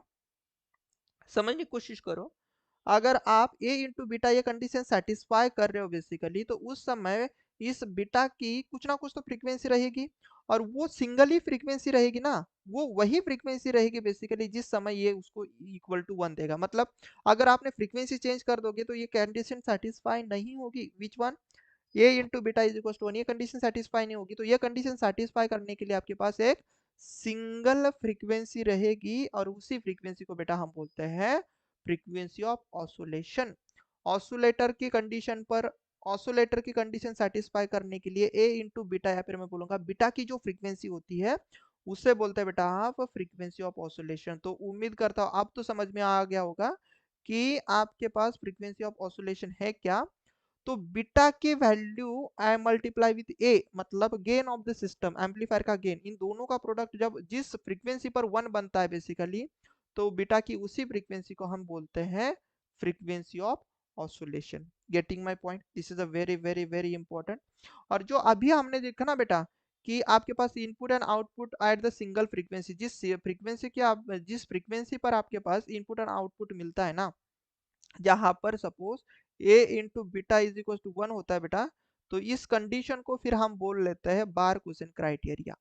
तो आपने कभी नाम सुना होगा इसका, कि जो आपके पास ए इंटू बीटा जो होता है मतलब एम्पलीफायर का गेन मल्टीप्लाई विथ फीडबैक का जो गेन है, उसका आपके पास जो प्रोडक्ट है बेसिकली इसको मॉड लिया जाता है, इन दोनों का अगर मॉड देखोगे तो इसकी वैल्यू हो जाती है वन। और जिस जहां पर इसकी वैल्यू 1 हो जाती है इसको बोलते हैं हम बार क्वेश्चन क्राइटेरिया। एग्जाम में पूछा जा सकता है कि what is the value of the Barkhausen criteria. आपको ऐसा दिया जाएगा a into beta is equal to 0, option में a into beta is equal to 1, ऐसा बोला जाएगा a into beta is greater than और equal to 1, a into beta is less than और इक्वल टू 1, या फिर आपको ऑप्शन में ऐसा दे सकता है a into beta is greater then 1 या तो 0, yes a into beta is less then 1, yes ऐसा आपको ऑप्शन बना सकता है। तो देखो ना बार क्वेश्चन क्राइटेरिया से क्वेश्चन बन सकता है कि नहीं बन सकता है। तो आपको ये पता होना चाहिए कि भाई सामने वाला क्या क्वेश्चन पूछेगा। यस तो इसका सही आंसर क्या है बार क्वेश्चन क्राइटेरिया का, a इंटू बीटा की वैल्यू 1 के बराबर होनी चाहिए। याद रखना बेटा, बहुत ज्यादा इंपॉर्टेंट है ये चीज। Okay, getting my point. Yes bar question criteria आप गलत नहीं करोगे, राइट। चलो अब उसी से रिलेटेड कुछ चीजें हम देख लेते हैं, कुछ चीजें हम देख लेते हैं कि जो लूप गेन है। अब मुझे बताओ लूप गेन मतलब कौन। लूप गेन अभी मैंने बताया ना कि जो भी आपके पास एम्पलीफायर का गेन है मल्टीप्लाई विथ फीडबैक का जो गेन है इन दोनों का प्रोडक्ट। यस अगर ये जो होता है इससे हम क्या बोलते हैं, इसे तो हम लूप गेन बोलते हैं ना। This is our loop gain और not, yes this is our loop gain. अब उन्होंने क्या बोला है, ये जब आपके पास यूनिटी होगा तब आपके पास दो चीजें सेटिस्फाई होगी भाई, दो चीजें सेटिस्फाई होगी। यस ये कौन सा, ये इंटू बीटा अगर इसकी वैल्यू 1 है तो एक कंडीशन क्या सेटिस्फाई होगी बताओ। तो इसका अगर आप मॉड निकालोगे तो a इंटू बीटा मतलब मैग्नीट्यूड वाली वैल्यू तो 1 ही आएगी ना। और अगर आप एंगल निकालोगे किसी कांस्टेंट चीजों का, अगर एंगल निकालोगे तो कितना हो जाएगा 0। और 0 को ही हम कभी कभी क्या बोल देते हैं, 360 डिग्री बोल देते हैं ना, घूमकर तो 360 वहां पर ही आ जाते हो। या तो आप यहाँ पर क्या बोलते हो 2 पाई n बोलते हो कि नहीं बोलते हो, राइट। 2 पाई n या तो 360 या तो 0 डिग्री। तो इसका मतलब जब बार हुसैन क्राइटेरिया की मैं बात करूंगा तो बार हुसैन के दो क्राइटेरिया, ध्यान से सुनना अभी मेरी बात को। एक होता है बेटा एंगल क्राइटेरिया, ए इंटू बीटा का एंगल लोगे तो 0 डिग्री या तो 360 या तो 2 पाई n बोलोगे, यस। और दूसरा कौन सा होता है आपके पास, magnitude of A into beta इसकी वैल्यू होनी चाहिए 1, यस। ये होते हैं आपके पास दो रूल या फिर मैं बोलूंगा दो क्राइटेरिया ऑफ द बार हुसैन। और ये दोनों के दोनों कब सेटिस्फाई होंगे, जब आपकी frequency basically resonating sorry not resonating, जब आपके पास फ्रीक्वेंसी ऑसिलेटिंग फ्रीक्वेंसी के बराबर रहेंगी। तो these two things are the very very important और ये कंडीशन सेटिस्फाई होती है आपके ऑसिलेटर में। Getting my point, yes. अब अगर मैं एम्पलीफायर के आउटपुट की बात करूंगा ना तो देखो नॉर्मली आउटपुट आपके पास साइनोसॉइडल होता है, राइट। नॉर्मली अगर देखें तो इस तरीके से सॉरी आपके ऑसिलेटर का नॉट एम्पलीफायर का, मतलब इस तरीके से आउटपुट होता है। बट ये कब होगा पता है, ये आपके पास होगा जब आपके पास जो बार कुसेन क्राइटेरिया ये कंप्लीटली सेटिस्फाई होगा। मतलब यहाँ पर देख सकते हो magnitude of alpha into beta sorry A into beta इसकी वैल्यू जब 1 होगी तब देख सकते हो कि आपको आउटपुट कैसे मिल रहा है, तो एकदम साइनोसॉइडल मिल रहा है। इसको हम बोलते हैं कांस्टेंट एम्पलीट्यूड ऑसिलेशन। क्या बोलते हैं, constant amplitude oscillation. Amplitude constant है और इसकी फ्रीक्वेंसी भी आप देख सकते हो कि यहाँ पर जितना डिस्टेंस है उतना ही है, मतलब फ्रीक्वेंसी भी आपको दिखाई दे रही है सेम ही। तो यहाँ पर है कांस्टेंट एम्पलीट्यूड ऑसिलेशन। बट अगर आपने ए इंटू बीटा की वैल्यू लेस देन 1 रखी तो यहाँ पर देख सकते हो कि आपका जो ऑसिलेशन है वो डिके हो रहा है। मतलब पहले ऑसिलेशन मिल रहा है देन उसके बाद ऑसिलेशन कम कम कम कम कम कम कम कम हो रहा है। तो आउटपुट आपको कुछ इस तरीके से मिलेगा। क्या आप इस तरीके की कोई भी वेवफॉर्म जनरेट करना चाहोगे, जैसे कि अगर सपोज मैं बात करता हूँ इस तरीके की वेवफॉर्म आपने माइक्रो प्रोसेसर या तो आपके पास माइक्रो प्रोसेसर या तो माइक्रो कंट्रोलर के लिए दे दी, तो आपका माइक्रो प्रोसेसर कंट्रोलर काम कर पाएगा क्या, नहीं, यस। तो इसीलिए हम क्या करते हैं जहाँ पर फिक्स फ्रीक्वेंसी होती है वही उसी तरीके का ऑसिलेटर बेसिकली हम माइक्रो प्रोसेसर कंट्रोलर के लिए देते हैं जो कि हमारे पास क्रिस्टल ऑसिलेटर है, बराबर। तो अगर बीटा ये भी पूछा जाएगा आपको कि बीटा इंटू ए इंटू बीटा सॉरी इसका अगर आप गेन लेते हो अगर ये लेस देन 1 रहा तो आपके पास डिकेइंग मैग्नीट्यूड ऑसिलेशन आपके पास हो जाता है, जो कि ऑसिलेटर हमारे लिए अच्छा नहीं है। और वही चीज अगर सपोज आपने यहाँ पर ग्रेटर देन होना चाहिए था, बेसिकली आप यहाँ पर ग्रेटर देन कर दो, यस ग्रेटर देन 1। तो let me use the black colour so that आपको भी कोई दिक्कत नहीं रहेगी। तो ये जब मैं पीपीटी बनाता हूँ ना तो तब जाकर ये थोड़ी बहुत चीजें हो जाती है, ठीक है। अब ये इंटू बीटा ग्रेटर देन अगर 1 रहेगा ना तो यहाँ पर इंक्रीजिंग ऑसोलेशन है, मतलब आप देख सकते हो स्टार्टिंग में ऑसोलेशन कम है देन उसके बाद देखो मैग्नीट्यूड बढ़ रहा है बढ़ रहा है बढ़ रहा है, इसको बढ़ाओगे तो ये मैग्नीट्यूड और ज्यादा बढ़ेगा, राइट। कुछ इस तरीके से आपको दिखाई दे रहा है।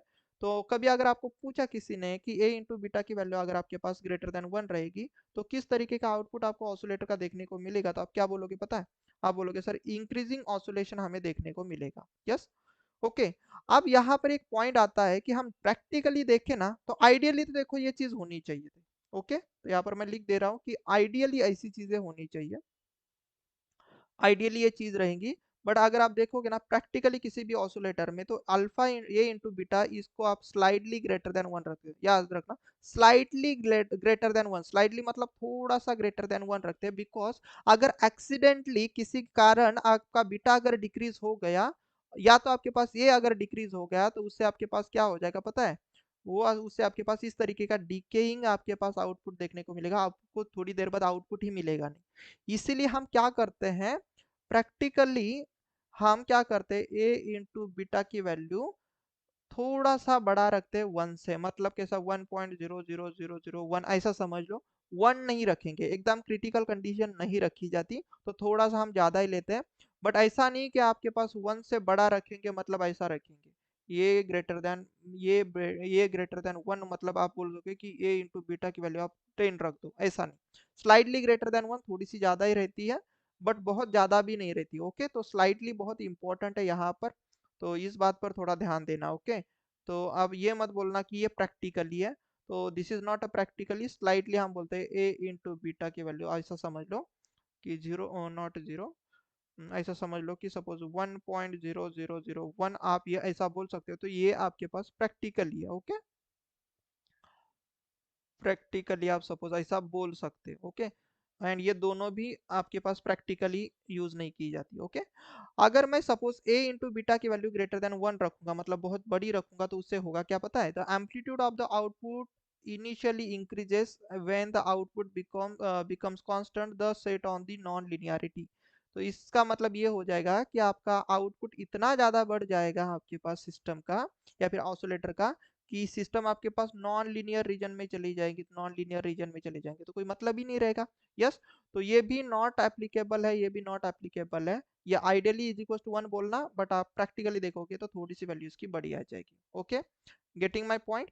ओके, चलो, तो यहाँ पर मैं अच्छे से लिख के देता हूँ, दिस इज, ये आपको ऐसा दिख रहा होगा 1 पॉइंट बेसिकली। ओके, दशमलव, गेटिंग।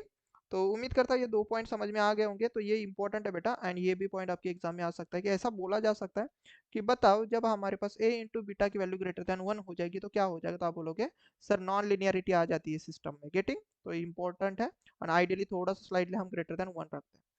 तो अभी तक हमने ऑसिलेटर के बारे में थोड़ी थोड़ी चीजें देखी है, अब हम देखेंगे कि सर ऑसिलेटर के बेसिकली टाइप कितने होते हैं। तो जो एग्जाम में पूछे जाते हैं वैसे तो बहुत सारे टाइप हैं, बट अभी जो एग्जाम में पूछे जाते हैं उनको ही मैंने यहाँ पर कंसिडर करने की कोशिश की है। तो ऑसिलेटर के बेसिकली बेटा दो, मतलब यहाँ पर तो देखा जाए ना आपके पास तो तीन तरीके के ऑसिलेटर होते हैं। एक होता है आपके पास विन ब्रिज ऑसिलेटर, दूसरा होता है आरसी फेज शिफ्ट ऑसिलेटर, तीसरा आपके पास एलसी ऑसिलेटर। और इस एलसी ऑसिलेटर के तीन अगेन क्लासिफिकेशन है, that is nothing but Hartley oscillator, Colpitts oscillator and आपके पास क्लैप ऑसिलेटर, राइट। मतलब आपके पास मेन तीन ऑसिलेटर है जो एग्जाम में आपको पूछेगा बंदा। एंड नेक्स्ट जो है आपके पास एलसी ऑसिलेटर जो थर्ड है ना, उसमें तीन सब ऑसिलेटर है। Okay, getting my point. तो जो पहले वाले जो दो है ना, विंस ब्रिज ऑसिलेटर बेसिकली, और एक आरसी ऑसिलेटर, तो इसमें बेटा जो आपके पास ये सिस्टम का गेन है ना ये, यस ऐसा आपको पता है ना, यहाँ पर पॉजिटिव फीडबैक होता है ऑसिलेटर में, एंड यहाँ पर आपके पास फीडबैक गेन है दैट इज बीटा। तो ये जो इलेमेंट है ये आपके पास आरसी इलेमेंट से बनता है, आरसी ऑसिलेटर में, या फिर मैं बोलूंगा win bridge oscillator and RC oscillator में, ये जो बक्सा है, ये जो बीटा बनता है बेसिकली, उसमें आर एंड सी इलेमेंट होते हैं। बट अगर आप एलसी ऑसिलेटर की बात करोगे तो ये जो बक्सा बनेगा बेसिकली वो किससे बनेगा, यल एंड सी से बनेगा। तो इसको हम डिटेल में देखेंगे, अभी आप ज्यादा डिस्कशन ना करें इसके बारे में। यस, पूरा डिस्कशन करेंगे, तो बस यहाँ पर नाम ही सुन लो, तो यही आपकी काम की चीज़ है, इसको हम डिटेल में देखने वाले हैं। तो win bridge and RC oscillator है, ये एक है जो कि आरसी एलिमेंट से बनता है, या फिर मैं बोलूँगा फीडबैक में इसके आरसी एलिमेंट है। तो मैं यहाँ पर लिख के भी दे रहा हूँ, ये कहाँ पर होते हैं बेटा, ये कहाँ पर भी नहीं रहेंगे, this is in our feedback. ये कहाँ पर रहेंगे, फीडबैक। ओके, फीडबैक में होंगे। एंड ये जो L and C element LC oscillator में कहाँ पर रहेंगे, तो आप बोलोगे sir again in feedback, again in feedback में रहेंगे। Getting my point? यस। तो उम्मीद करता हूँ ये आपको सभी चीजें समझ में आ गई होंगी।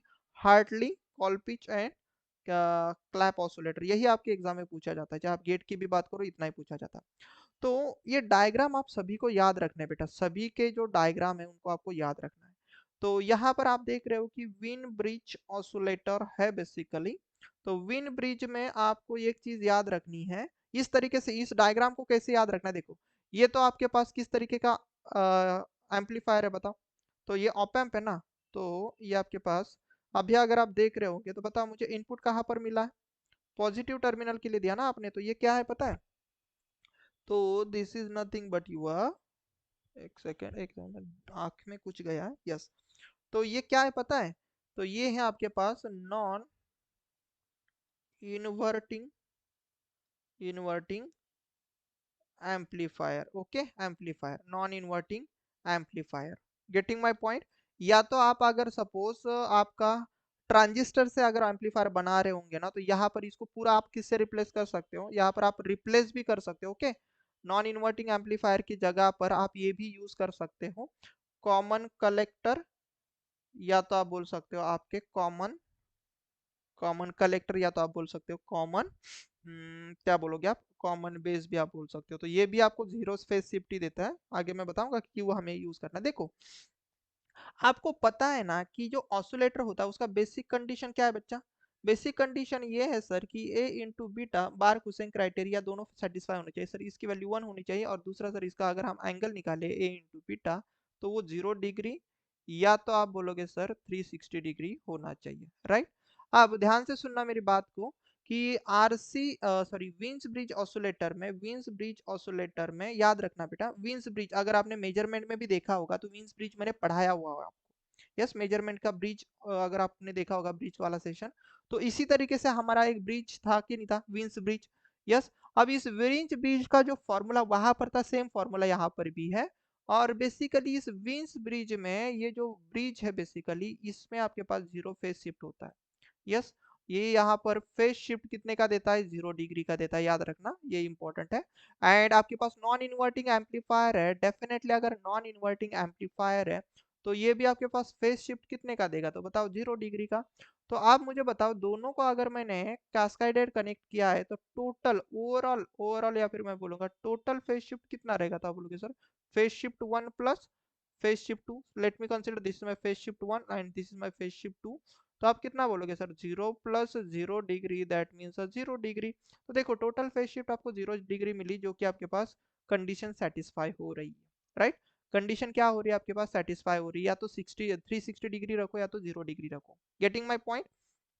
यस। तो 0 डिग्री या तो आपके पास 360 डिग्री मेंटेन करना चाहिए। तो नॉन इन्वर्टिंग एम्पलीफायर है तो वो कितने डिग्री का फेज शिफ्ट देता है, 0। एंड आपको ये पता होना चाहिए कि विन ब्रिज कितने डिग्री का फेज शिफ्ट देता है। तो इसको पूरा डिटेल में देखने के लिए बहुत टाइम लगेगा, बट इतना ही समझ लो कि ये दोनों जो ब्रिजेस है बेसिकली विन ब्रिज ऑसिलेटर, या आपको जीरो फेज शिफ्ट का आपके पास फेज एंगल देते थे। ओके। अब ये जीरो कैसे होगा, ध्यान से देखना, ये 90 का फेज शिफ्ट देगा और ये -90 का फेज शिफ्ट देगा, क्योंकि एक सीरीज आरसी सर्किट है, एक पैरेलल आरसी सर्किट है। तो दोनों एक +90 एक -90, तो दोनों एक दूसरे के साथ कैंसिल आउट हो जाते हैं बेसिकली। इसीलिए यहाँ पर आपके पास जीरो फेज शिफ्ट डिग्री का मिलता है। राइट। अब एंगल कंडीशन सेटिस्फाई हो गई। अब जैसे आप मैग्नीट्यूड कंडीशन बेटा आप सेटिस्फाई करोगे ना, इसका लूप गेन निकालोगे, देन बीटा मल्टीप्लाई करोगे, तो आपको इसकी एक रेजोनेटिंग फ्रीक्वेंसी मिलेगी। यस। इसकी क्या मिलेगी, एक रेजोनेटिंग फ्रीक्वेंसी मिलेगी, या फिर इसी को हम बोलते हैं ऑसोलेटिंग फ्रीक्वेंसी। राइट। इसी को हम बोलते हैं ऑसोलेटिंग फ्रीक्वेंसी मिलेगी, जिसका फॉर्मूला आपको ये देखने को मिलेगा 1/2 √R1 RC into R2 RC। बहुत ही प्यारा सा फॉर्मूला, कुछ नहीं है। जैसे आप लिखते हैं ना 1/2 √L इंटू सी, ऐसा ये फॉर्मूला आपको दिखाई दे रहा है। तो 1/2 √L तो है नहीं, तो हम यहाँ पर R इंटू सी करेंगे। तो पहले तो हम R1 इंटू C1 करेंगे, देन आपके पास R2 इंटू C2 करेंगे। अगर ऐसे याद रखोगे तो ये फॉर्मूला कोई भी दिक्कत वाला नहीं है। यस। बट अगर आप देखोगे ना नॉर्मली आपके पास जो विंस ब्रिज ऑसिलेटर होता है उसको अगर आप देखोगे ना, तो नॉर्मली ये वाला फॉर्मूला यूज किया जाता है कि जिसमें R1 एंड R2 दोनों की वैल्यू इक्वल होती है, C1 एंड C2 दोनों की वैल्यू इक्वल ली जाती है। तो अगर ये दोनों की वैल्यू इक्वल लोगे तो यहाँ पर पुट करोगे, देखना ये R1 और R2 का R बन जाएगा, और ये मतलब R1 एंड R2 का R स्क्वायर बन जाएगा, C1 एंड C2 का C बनेगा तो उसका C स्क्वायर बन जाएगा, तो R square and C square root को खा जाएंगे, तो इसीलिए आपके पास जो रेजोनेटिंग का एक फॉर्मूला बनता है वो कुछ इस तरीके से बनता है। यस, तो अगर आपको एग्जाम में पूछेगा ना बेटा, तो ये आपको देगा, मतलब ऐसा बोलेगा, देखना यहाँ पर मैंने न्यूमेरिकल नहीं लिया बट आपको मैं समझा रहा हूँ कि यहाँ पर रेजोनेटिंग फ्रीक्वेंसी या तो आपके पास ऑसिलेटिंग फ्रीक्वेंसी निकालने के लिए बोलता है बंदा। ओके, उसमें आपको क्या बोलेगा कि इस तरीके का सर्किट देगा, नहीं तो सीधा सीधा सेंटेंस में बोलेगा कि एक व्हील ब्रिज ऑसिलेटर है जिसमें एक आर्म है, सीरीज आर्म वाले रेजिस्टेंस का इतना इतना वैल्यू है, और जो आपके पास पैरेलल में आरसी उसमें रेजिस्टेंस का वैल्यू इतना इतना है, एंड वो ब्रिज आपके पास बैलेंस है, देन C1 एंड C2 की वैल्यू इतनी इतनी है, बताओ भाई उसकी रेजोनेटिंग फ्रीक्वेंसी कितनी रहेगी।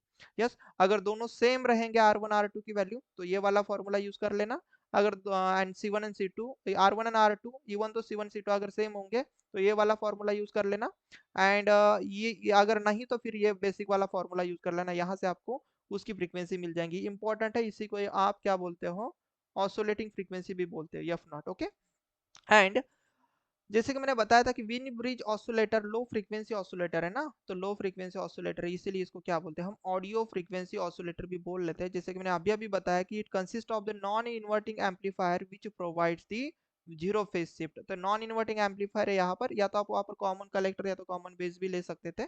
यस, अगर आप ट्रांजिस्टर वाला अगर एम्पलीफायर यूज कर लेते तो कॉमन कलेक्टर कॉमन बेस वाला एम्पलीफायर यूज कर लेते, अभी मैंने ऑप एम्प यूज किया हुआ है। Okay, this is your op amp मैंने यूज किया आपको आसानी से समझाने के लिए। यस, अब जो आपके पास जो आरसी नेटवर्क जो है ना, which is also provide the phase shift of zero, ये मैंने अभी अभी बताया कि आरसी नेटवर्क जो है ना, दोनों की दोनों वो कितना ओवरऑल आपको फेज शिफ्ट दे रहे हैं, जीरो, एट दी कौन से कंडीशन पर, रेजोनेटिंग फ्रीक्वेंसी आप बोलोगे ऑसिलेटिंग फ्रीक्वेंसी पर, हेंस जो टोटल फेज शिफ्ट होता है वो रिमेन्स आपके पास जीरो ही रहेगा। एंड सर्किट, अब टोटल फेज शिफ्ट जब जीरो रहेगा तो देखो ये क्राइटेरिया था ना बार्क हुसैन का, तो इसलिए आपके पास ऑसिलेटर किस तरीके से बिहेव करेगा, as an oscillator, and it will oscillate as an omega naught frequency. Yes, getting my point, ये सभी के सभी पॉइंट मैंने आपको यहाँ पर लगा दिए, क्योंकि आपको ऐसा पूछा जा सकता है कि बताओ व्हील ब्रिज ऑसिलेटर को हम रेडियो फ्रीक्वेंसी ऑसिलेटर बोलते हैं या फिर ऑडियो, तो आपको बोलना है ऑडियो बिकॉज ये लो फ्रीक्वेंसी ऑसिलेटर है। देन इन्वर्टिंग एम्पलीफायर कितना फेज शिफ्ट प्रोवाइड करता है, तो आप बोलना जीरो। आरसी फीडबैक कितना फेज शिफ्ट प्रोवाइड बोलता है, तो आपको बोलना कंबाइनली जीरो। एंड ओवरऑल अगर मैं सबका फेज शिफ्ट अगर बोलूंगा तो आप बोलोगे सर विंस ब्रिज में जीरो फेज शिफ्ट होता है, तो जीरो फेज शिफ्ट मतलब बार्क क्वेश्चन क्राइटेरिया सेटिस्फाई, और बार्क क्वेश्चन क्राइटेरिया सेटिस्फाई मतलब ऑसिलेटर बन गया। ओके, यस, ये दो कंडीशन सेटिस्फाई होनी चाहिए बस आपको, अगर ऑसिलेटर बनाना है तो A into beta is equal to one, मतलब magnitude of A into beta is equal to one, and angle of the A into beta is zero या तो 360 होना चाहिए। तो विन ब्रिज में बस इतना ही आएगा, और इससे रिलेटेड आपको एग्जाम में न्यूमेरिकल आ सकता है, और या तो हो सकता है ऐसा पिक्चर आपको दिया जाएगा एग्जाम में, उसको आपको पहचानना है कि बताओ ये कौन सा ऑसिलेटर है। तो कुछ नहीं बेटा, विंस ब्रिज में बहुत आसान है, एक बार आरसी सीरीज में आता है एंड एक बार आरसी आपके पास पैरेलल में आता है, अगर ये दोनों चीजें समझ में आ गई ना आपको तो ये बहुत आसान है, विंस ब्रिज जो आपने मेजरमेंट में देखा है ऐसा समझ लो, बाकी कुछ भी नहीं है। Okay, let's see the what is the next oscillator basically, और ये भी आपके पास आरसी फेज शिफ्ट ऑसिलेटर भी हमारे पास क्या होता है, एक ऑडियो फ्रीक्वेंसी ऑसिलेटर ही है, जिसमें याद रखना आरसी फेज शिफ्ट, आरसी के तीन सर्किट यूज किए जाते हैं यहाँ पर, तीन, यहाँ पर मैंने लिखा भी होगा शायद से, और इसमें भी मैं आपको पहले ये तो क्लियर करा दे रहा हूँ कि it consist of the non inverting amplifier, या तो आपके पास कॉमन सोर्स एम्पलीफायर यूज किया जाएगा, कॉमन सोर्स या तो कॉमन कलेक्टर भी normally, which provide the phase shift, common source, yes yes common source, yes common collector की बात नहीं की, सॉरी, नॉन इन्वर्टिंग एम्पलीफायर, ये it consist of the non inverting amplifier, मेरे हिसाब से यहाँ पर इन्वर्टिंग लिखना चाहिए था, आई एम सॉरी, तो यहाँ पर नॉन इन्वर्टिंग नहीं होगा बेटा, यहाँ पर इन्वर्टिंग होगा, गेटिंग माय पॉइंट, यस, तो यहाँ पर इन्वर्टिंग होगा, गेट, ओके, यहाँ पर नॉन इन्वर्टिंग नहीं होता, गेट, यहाँ पर इन्वर्टिंग एम्पलीफायर रहेगा। Just a minute, let me pick up the call, yes, just a minute, sorry for the interruption. Okay, तो मैंने क्या बोला कि आरसी फेज शिफ्ट में यहाँ पर कंसिस्ट ऑफ नॉन की जगह पर इन्वर्टिंग एम्पलीफायर होना चाहिए, तो आपको लोगे कॉमन सोर्स एम्पलीफायर, क्योंकि ये आपको कितने डिग्री का फेज शिफ्ट देता है, 180 का फेज शिफ्ट देता है, याद रखना कितने का डिग्री फेज शिफ्ट देता है, 180 फेज शिफ्ट देता है। एंड अब मुझे बताओ आपको टोटल कितने डिग्री का फेज शिफ्ट चाहिए, आपके R H criteria, sorry R H में बोल रहा हूँ, आपके बार कुसेन क्राइटेरिया के हिसाब से पहला कंडीशन क्या है हमारा ऑसिलेटर बनाने वाला, एक सर कि सर ए इंटू बीटा इसका एंगल आपके पास 0 या तो आपके पास कितना रहेगा सर 360 बनाना है, ध्यान से देखना 0 या तो 360। एंड दूसरा क्या है sir A into beta is equal to 1। तो ये तो हमारे लिए दोनों के दोनों कंडीशन हुए ना, अल्फा इंटू ये मॉड इसका। तो ये देखो कि अगर आपने एक इन्वर्टिंग एम्पलीफायर यूज किया है, यहाँ पर इन्वर्टिंग एम्पलीफायर यूज किया है जो कि आपको कितने डिग्री का फेज शिफ्ट दे रहा है, तो ये बंदा ये आपको 180 फेज शिफ्ट का डिस्प्लेसमेंट दे रहा है। तो आपके इस फीडबैक ने कितने डिग्री का फेज शिफ्ट देना चाहिए बताओ, सो दैट आपको टोटल 360 डिग्री मिले। तो आप बोलोगे या तो सर वन माइनस 180 का देना चाहिए, नहीं तो सर हमारे पास 360 का देना चाहिए, मतलब सॉरी 180 का देना चाहिए। सो दैट हम बोलेंगे one one phase shift sorry one 360 का आपके पास फेज शिफ्ट मिलेगा। तो बेसिकली ऐसा ही होता है, मैं आपको बता दूं कुछ इस तरीके से आप समझ लो, कुछ इस तरीके से आप समझ लो कि ये जो है ना, ये जो फीडबैक नेटवर्क है बेटा, ये जो फीडबैक नेटवर्क है ये आपको कितने डिग्री का फेज शिफ्ट देता है, पूरा एकदम शॉर्ट में बता रहा हूँ एग्जाम पॉइंट ऑफ व्यू से। तो ये देता है आपके पास 180 का फेज शिफ्ट, ओके 180 का फेज शिफ्ट देता है। एंड ये जो आपके पास ये जो एम्पलीफायर है हमारा, ये जो एम्पलीफायर है दिस वन, जो कि हमारे लिए कौन सा एम्पलीफायर है, इन्वर्टिंग एम्पलीफायर। तो बेटा ये जो फेज शिफ्ट देगा दिस इज कॉस 5 1 5 2, तो ये फेज शिफ्ट देता है आपके पास 180 का। तो अगर मैं आपको ओवरऑल फेज शिफ्ट बोलूँ, टोटल फेज शिफ्ट बोलो तो आप क्या बोलोगे सर 5 1 प्लस 5 2, तो आप क्या बोलोगे सर 180 प्लस 180, तो बनेगा आपके पास 360 फेज शिफ्ट। ओके कितना बनेगा 360 फेज शिफ्ट आपको प्रोवाइड की जा रही। तो इस तरीके से आरसी सर्किट में आपके पास फेज शिफ्ट किया जाता है। और याद रखना यहाँ पर तीन सर्किट यूज किए जाते हैं, तीन आपके पास आरसी सर्किट यूज किए जाते हैं, like this one is a first, this one is your second and this one is your third. तो तीन तरीके के आरसी सर्किट यूज किए जाते हैं सो दैट आपको कंबाइनली 180 का फेज शिफ्ट मिले। अब यहाँ पर बहुत सारे टीचर लोग भी गलत बोल देते हैं, मैं आपको बता रहा हूँ क्या बोलते पता है, आपने अगर वीके मेहता वगैरह ऐसा लोकल बुक पढ़ा रहेगा ना, तो उसमें बेटा उन्होंने बोला है कि ये जो आरसी सर्क्यूट है ये 60 डिग्री का फेज शिफ्ट देता है, ये आपके पास ये जो आरसी सर्क्यूट है ये 60 डिग्री का फेज शिफ्ट देता है, और आपके पास ये बेसिकली जो आरसी सर्क्यूट है ये 60 डिग्री का फेज शिफ्ट देता है। तो ये कितना देगा 60 60 120, और 120 प्लस 60 180 बनेगा। तो that is a conceptually totally wrong, वो ऐसा ही समझ लेते हैं कि 180 फेज शिफ्ट चाहिए ना, तो 180 डिवाइड बाय 3 करोगे तो 60 60 ईच आ जाएगा। That is a wrong. Actually मैं यहाँ पर आपको बताता हूँ कि इसके पीछे का रीजन क्या है, ये रॉन्ग कंसेप्ट है। अगर आप वीके मेहता अगर पढ़ोगे तो आप कभी देखोगे इन सभी चीजों को। तो आपके पास होता क्या है, एक आरसी सर्किट याद रखना, एक आरसी सर्किट आपके पास करेक्ट 90 डिग्री का फेज शिफ्ट देता नहीं, अगर आप देखोगे अच्छे से तो ये लेस देन 90 डिग्री का फेज शिफ्ट देता है। तो क्या होगा कि अगर मैं दो ही आरसी सर्किट यहाँ पर कनेक्ट करूंगा ना, दो ही आरसी सर्किट, तो आपके पास 180 से कम का फेज शिफ्ट आपको देखने को मिलेगा, मतलब हो सकता है 170 का बने।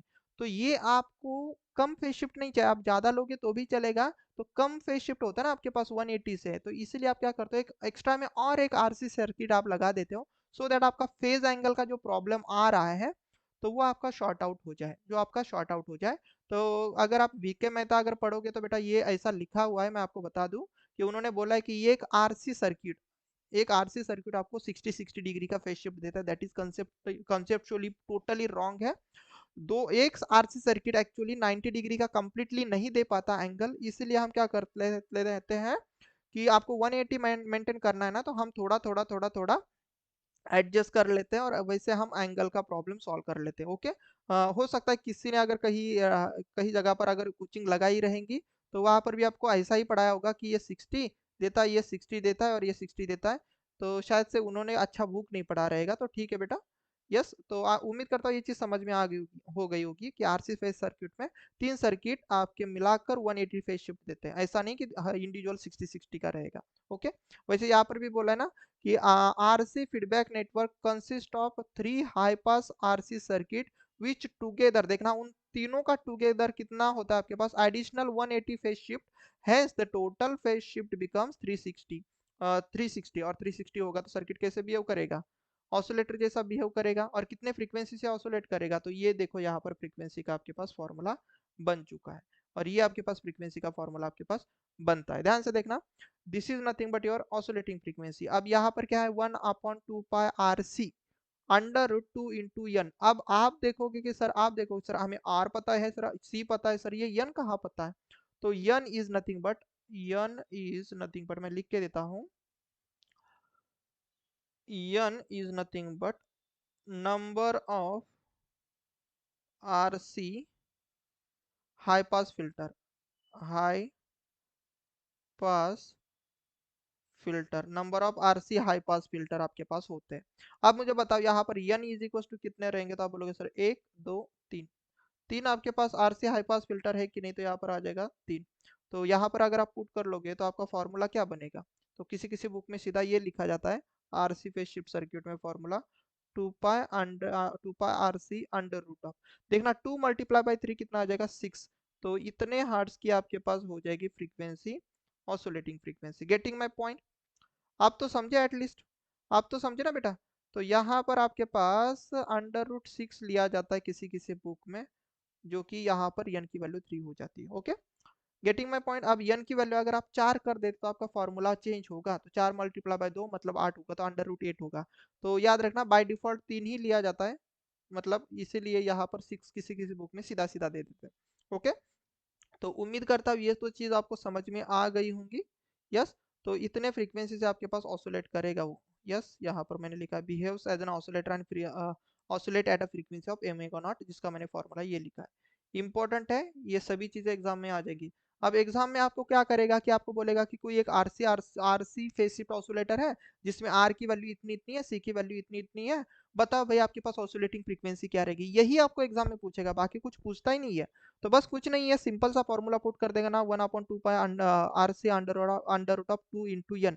एन स्टेज भी देगा कि 3 स्टेज है 4 स्टेज है, तो यहाँ पर बस 2 इंटू उतना मल्टीप्लाई कर दो, फॉर्मूले में वैल्यू पुट करना, आपकी फ्रीक्वेंसी मिल जाएगी, बात खत्म। ओके, और इसी को हम बोलते हैं, ये लो फ्रीक्वेंसी ऑसिलेटर इसलिए ऑडियो फ्रीक्वेंसी ऑसिलेटर भी इसको कहा जाता है। तो उम्मीद करता हूँ इससे रिलेटेड जितना एग्जाम में आता है मैंने सब कुछ चीजें यहाँ पर बता दी आपको। ठीक है, then let's see the what is the basically the next oscillator, और ये आपके पास एलसी ऑसिलेटर का आपके पास क्या है, ऑसिलेटर टाइप है, बेसिकली एलसी ऑसिलेटर का टाइप।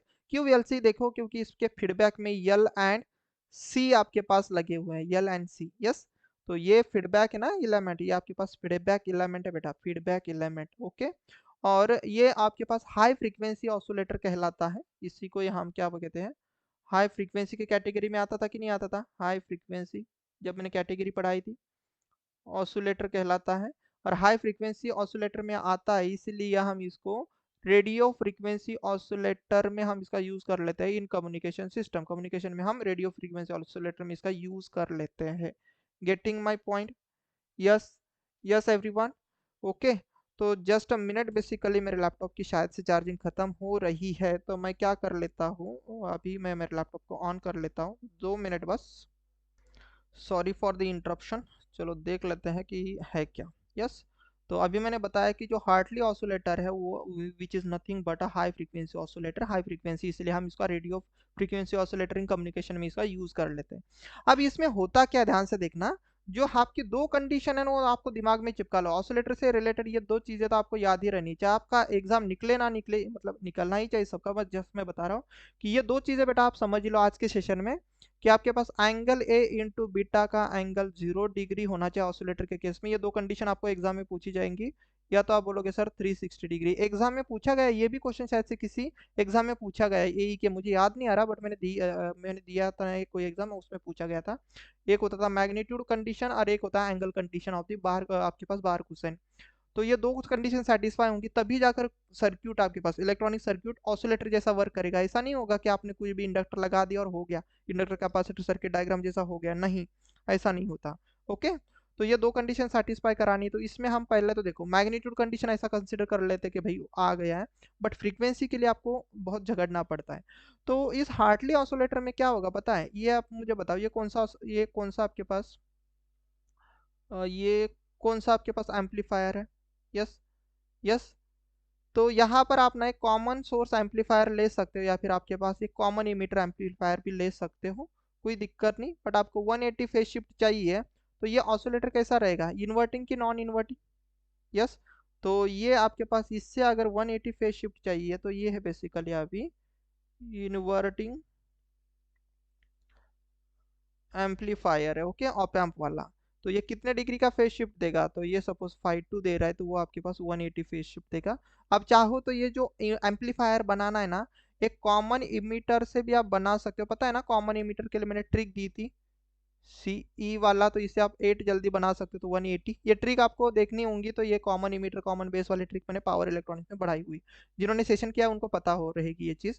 तो कॉमन इमीटर एम्पलीफायर कितने डिग्री का आपके पास फेज शिफ्ट देता है, 180 का।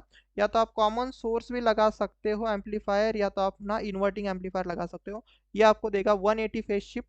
यस। और जो फीडबैक एलिमेंट है बेसिकली, यहाँ पर L1 है, यहाँ पर L2 है, यहाँ पर C है बेसिकली, ये टुगेदर आपके पास इन सबको मिलाकर आपको कितने डिग्री का फेज शिफ्ट देगा, एलसी नेटवर्क जो है ना आपके पास फीडबैक में, ये एडिशनली आपके पास 180 का फेज शिफ्ट देगा। तो अगर आप पूरा अगर देखोगे तो ये सबको ये सब चीजें 180 मिलाकर, ये 180 प्लस इधर का ये 180, मतलब 51 की वैल्यू अगर मैं बता दूं तो ये आपको 180 डिग्री मिलेगी ना।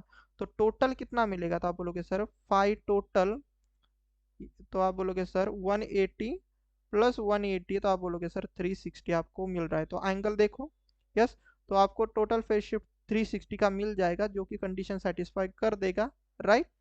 तो ये चीज आप देख सकते हो कि याद रखना, ये पूछा जाता है कि हार्टली ऑसिलेटर में भाई एम्पलीफायर कितने डिग्री का फेज शिफ्ट देता है, दैट इज 180, एंड जो फीडबैक एलिमेंट होते हैं वो आपके पास 180 का। तो दोनों का 180 प्लस 180 मिलाकर आपके पास 360 का फेज शिफ्ट बनता है। Getting my point? यस। और बेटा यहाँ पर ना एक चीज याद रखना, एक टर्म पूछी जाती है हार्टली ऑसिलेटर में, that is nothing but a feedback ratio. अब फीडबैक रेशो क्या होता है, देखो फीडबैक रेशो आपके पास जो बीटा है उसको आप कैसे निकाल सकते हो, L1 डिवाइड बाई L2 का रेशो करके। This is a very very important, okay. L1 divide by L2 का अगर आप रेशो कर लोगे तो आपको क्या मिल जाता है, फीडबैक रेशो। ये भी एक बार पूछा गया था कि बताओ भाई बीटा की वैल्यू कैसे मिलेगी, तो यहाँ पर L1 और L2 की वैल्यू दी जाती है। आपको अगर ये बेसिक सा फॉर्मूला पता होता है तो इसका दोनों का रेशो बनाकर आप क्या कर सकते हो, फीडबैक रेशो बना सकते हो। बट ये फॉर्मूला कब यूज करना है, this is a very important. ये देखो L1 डिवाइड बाई L2 ये कब यूज करना है, जब आपके पास coils are wound on the different core का। अगर आपके पास इसकी कोर, यहाँ पर सपोज एक कोर है, यहाँ पर एक कोर है, और ये दूसरी दूसरी कोर है, मतलब ऐसा नहीं कि सेम कोर पर आपने दो कॉइल लपेट दिया, ऐसा नहीं। तो अगर डिफरेंट डिफरेंट कॉइल पर अगर आप लपेट दोगे तो तब जाकर आपको ये फॉर्मूला यूज करना है, yes. Different core, this is very important. But अगर सेम कोर रहेगी, सेम कोर सपोज इस तरीके की कोर है, इस पर आपने एक कॉइल लपेट दिया और दूसरी कॉइल यहाँ पर लपेट दी, तो क्या होगा कि इसके बीच में एक म्यूचुअल इंडक्टेंस आ जाएगा कि नहीं आ जाएगा, इस कॉइल का इसके ऊपर एंड इस कॉइल का इसके ऊपर फ्लक्स लिंक होगा तो म्यूचुअल इंडक्टेंस क्रिएट होगा, राइट। अब जब म्यूचुअल इंडक्टेंस क्रिएट होगा तो वही आपके पास बीटा इस तरीके से निकाला जाएगा। तो this is very very important, okay. अगर यम दिया जाएगा एग्जाम्पल में भी, अगर म्यूचुअल इंडक्टेंस दिया जाएगा तो कुछ मत करना, L1 + 2 मतलब L1 plus M divide by L2 plus M करके आप इस तरीके से फीडबैक रेशियो निकाल सकते हो। This is a very important बेटा, फीडबैक रेशियो कभी कभार बार आ जाता है एग्जाम में निकालने के लिए, बहुत प्यारा सा फॉर्मूला, और आपको पता भी नहीं होता कैसे निकालना है, राइट। अब उसके बाद क्या करोगे बताओ, उसके बाद आपको चाहिए सर एक रेजोनेटिंग फ्रीक्वेंसी, रेजोनेटिंग या तो हम बोलेंगे ऑसिलेटिंग फ्रीक्वेंसी, कैसे निकाली जाएंगी, 1/2π√L × C, जैसा ही फॉर्मूला यूज करना है जो हमें पता है, बहुत सारा प्यारा सा फॉर्मूला ही है रेजोनेटिंग फ्रीक्वेंसी जैसा, यस। अब देखना इसमें यल आपके पास इक्विवेलेंट दिखाई दे रहा है, क्यों, क्योंकि your the capacitor, sorry not a capacitor, inductor, इसको ना क्या बोला जाता है पता है, स्प्लिट इंडक्टर भी बोला जाता है, याद रखना इन दोनों को आप ना स्प्लिट इंडक्टर भी बोलते हो, ओके। तो ऐसा भी बोला जाता है कि बताओ हार्टली ऑसिलेटर में कौन स्प्लिट होता है, कैपेसिटर की इंडक्टर। तो आपको बोलना है कि here it is nothing but a split, split क्या लिखा मैंने, स्प्लिट इंडक्टर भी इसको बोला जाता है, ओके, स्प्लिट इंडक्टर लिखा जाता है, याद रखना, ओके। तो यहाँ पर हमने दो इंडक्टर को दो पार्ट में स्प्लिट आउट किया है, L1 एंड L2 दो हिस्सों में बांटा है, ऐसा समझ लो कि ये इंडक्टर है, यस। एंड इस इंडक्टर का आधा हिस्सा यहाँ से अगर हम देखें तो दैट इज L2, और आधा हिस्सा that is nothing but L1, yes. तो इसको बोला जाता है split inductor, okay, split inductor इसको बोला जाता है, याद रखना ये इंपॉर्टेंट है, ओके। तो अगर आप ये इंडक्टर L1 L2 अगर स्प्लिट है तो सीरीज में है ना, तो इसका इक्विवेलेंट कैसे निकालोगे, तो आप क्या बोलोगे सर L1 प्लस L2, और उन दोनों के बीच में अगर म्यूचुअल इंडक्टेंस अगर प्रेजेंट होगा तो आप क्या बोलोगे सर, L इक्विवेलेंट क्या बनेगा सर, L1 प्लस L2, और हम पॉजिटिवली आइडेड ही लेंगे तो इसको, तो 2 इंटू एम आ जाएगा। तो ये बेसिक फॉर्मूले तो आपको आते ही होंगे, राइट। मैग्नेटिक कपल सर्किट अगर आपने नेटवर्क थ्योरी में पढ़ा रहेगा तो दो चीजें तो आपको पता ही होंगी। तो यही फॉर्मूले बेटा हम यहाँ पर यूज करेंगे। यस, L इक्विवेलेंट इस तरीके से निकाला जाएगा। अगर डिफरेंट कोर होगी तो L1 प्लस L2 ही करना। अगर सेम कॉइल पर लपेटे रहेंगे तो यहाँ पर म्यूचुअल इंडक्टेंस आ जाएगा, दैट इज 2 टाइम्स। अब ये क्यों 2 टाइम्स आता है, ये आपको जब मैं magnetically coupled circuit in future कभी पढ़ाऊंगा तब आपको समझ में आ जाएगा कि why we here it is 2m। But अभी इतना समझ लो कि सर ये फॉर्मूला है इसलिए हमें यही यूज करना है, बाकी कुछ नहीं मैं जितना बताऊंगा, ठीक है। तो these two formulas are the very important, output frequency, this feedback ratio and these two formulas, तो सेम कॉइल और स्प्लिट इंडक्टर याद रखना। तो ये हार्टली ऑसिलेटर ना बहुत ही प्यारा सा आपके पास ऑसिलेटर है। तो हार्ट हार्ट जैसा समझ लो, तो हार्ट आपके पास कुछ इसी तरीके से आपके पास नहीं, चलो ये ट्रिक नहीं बताता। हार्टली ऑसिलेटर याद रखना, हार्ट कितना प्यारा सा नाम है। तो हार्टली ऑसिलेटर में इंडक्टर के दो टुकड़े कर देना बस, इंडक्टर स्प्लिट आउट हो जाता है। अगर ये ट्रिक समझ में आ गई तो बस इतना ही समझ लो कि हार्ट को एकदम इंडक्टर जैसा दो टुकड़ों में बांट दो, बस इतना ही समझ लो, बाकी कुछ मत करो। ओके, ये पहचानना बहुत आसान है। हार्टली ऑसिलेटर में इंडक्टर के दो स्प्लिट आउट हो जाते हैं, यस। और उससे रिलेटेड बहुत सारे पॉइंट दिए जो कि आपके एग्जाम के लिए इंपॉर्टेंट है। चलो, वैसे कॉलपिट ऑसिलेटर है, और कॉलपिट ऑसिलेटर के मैंने यहाँ पर शायद से रेंज भी दी आपको, फ्रीक्वेंसी प्रीवियस की मैंने नहीं रखी, बट इट्स ओके, मैं बाद में कभी दे दूंगा आपको, यस। तो ठीक है, तो कॉलपिट ऑसिलेटर में आपके पास ये रेंज होती है बेसिकली, ये हाई फ्रीक्वेंसी ऑसिलेटर है ना, तो इसकी रेंज भी मैंने रखी है। तो what is this, basically this is nothing but your high frequency, kilo hertz मतलब हाई फ्रीक्वेंसी है ना, हाई फ्रीक्वेंसी ऑसिलेटर है ये। अब हाई फ्रीक्वेंसी ऑसिलेटर है, इसका मतलब हम इसका यूज फिर से किस में करेंगे बताओ, radio frequency oscillator in communication system करेंगे कि नहीं करेंगे, हाई फ्रीक्वेंसी है तो, राइट।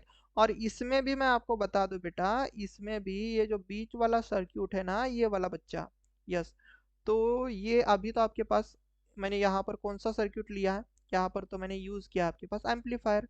तो ये कौन सा आपके पास, उसको देना है भाई 180 का फेज शिफ्ट देना है। तो this is nothing but your inverting amplifier, ये इन्वर्टिंग एम्पलीफायर है बेटा। और ये कितने डिग्री का फेज शिफ्ट देगा बताओ, इन्वर्टिंग एम्पलीफायर कितने डिग्री का फेज शिफ्ट देता है, तो आप बोलोगे सर 180।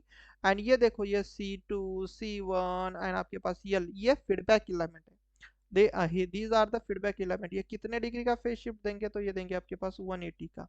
तो दोनों को अगर मैं कंबाइन करूँ, इन दोनों का फेज शिफ्ट अगर मैं कंबाइन करूँ तो कितने डिग्री का मिलेगा, तो आप बोलोगे सर टोटल इज 360। गेटिंग, क्यों, क्योंकि आपको पता है अभी। तो यहाँ पर कितना हो जाएगा 180 प्लस 180, तो टोटल फेज शिफ्ट आपके पास 360 बनेगा, जो कि हमें चाहिए, क्योंकि सर बार क्वेश्चन का पहला ही क्राइटेरिया ये बोलता है कि sir angle between A and beta is nothing but या तो 0 डिग्री या तो आप क्या बोलोगे सर 360 डिग्री होना चाहिए, यस। तो इसीलिए ये एंगल हमें इतना करना पड़ता है। दूसरा कंडीशन क्या था, ये इंटू बीटा, इसका मॉड कितना होना चाहिए सर 1 होना चाहिए। तो these two are the Barkhausen criteria, right. अब इसमें भी आपके पास बेटा क्या रहेगा पता है, इसमें भी आपके पास अगर फ्रीक्वेंसी निकालनी है तो फ्रीक्वेंसी का ये बहुत ही प्यारा सा नन्ना सा फॉर्मूला, सेम वैसा ही जैसा हमने अभी अभी देखा कि F is equal to 1/2 pi, 2 pi under root L into C. अब यहाँ पर देखना दो सी है, C1 C2, सी कैसे आपके पास दो है।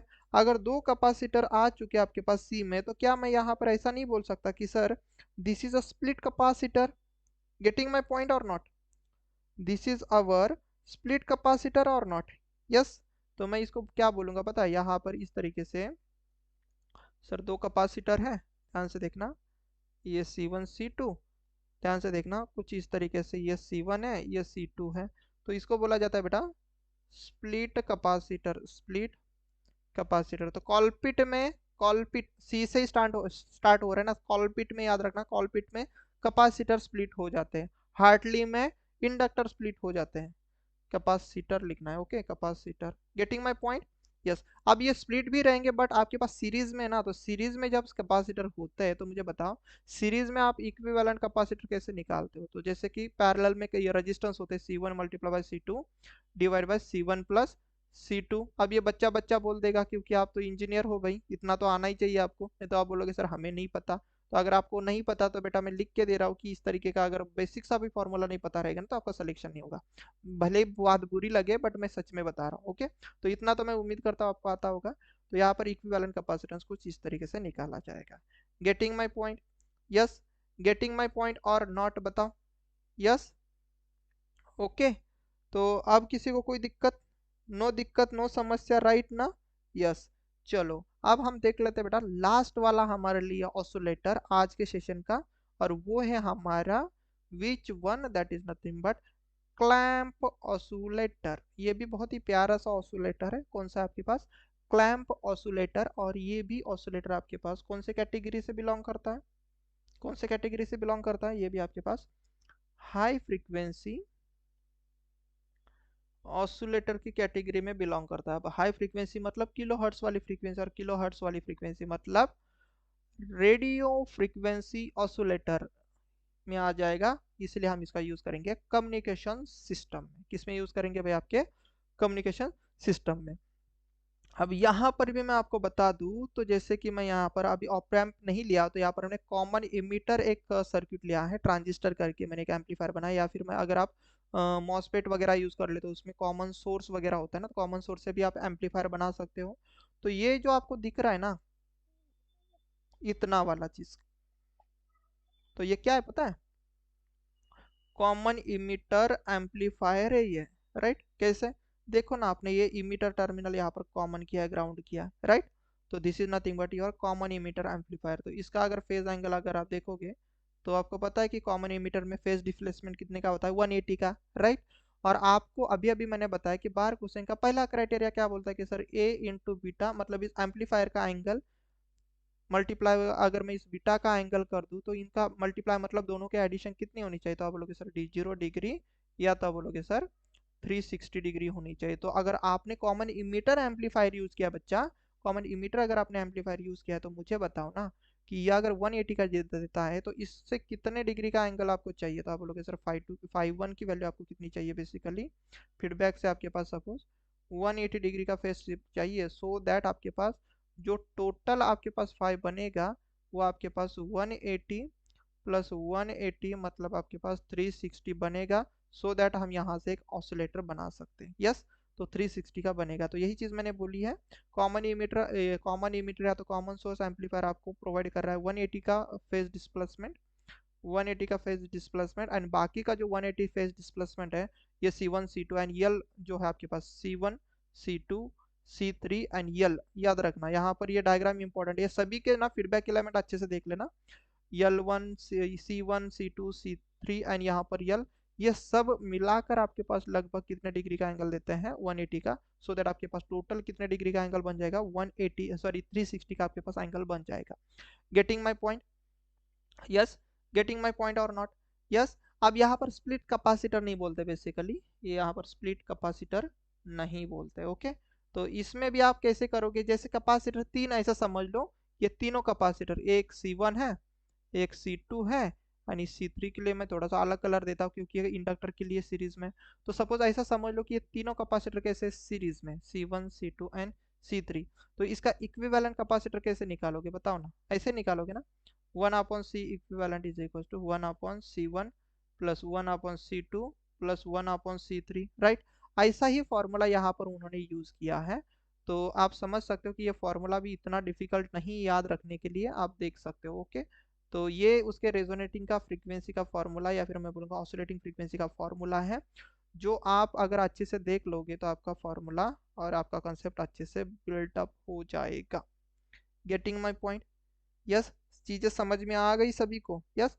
तो इससे रिलेटेड मैंने एक भी न्यूमेरिकल नहीं लिया, मैं आगे बता दे रहा हूँ। तो न्यूमेरिकल में कुछ भी नहीं है, ऑसिलेटर का नाम दिया जाएगा, उसमें L1 C1 S2 यल C1 C2 L1 L2 R, इन सब की वैल्यू आपको प्रोवाइड करेगा एग्जामिनर।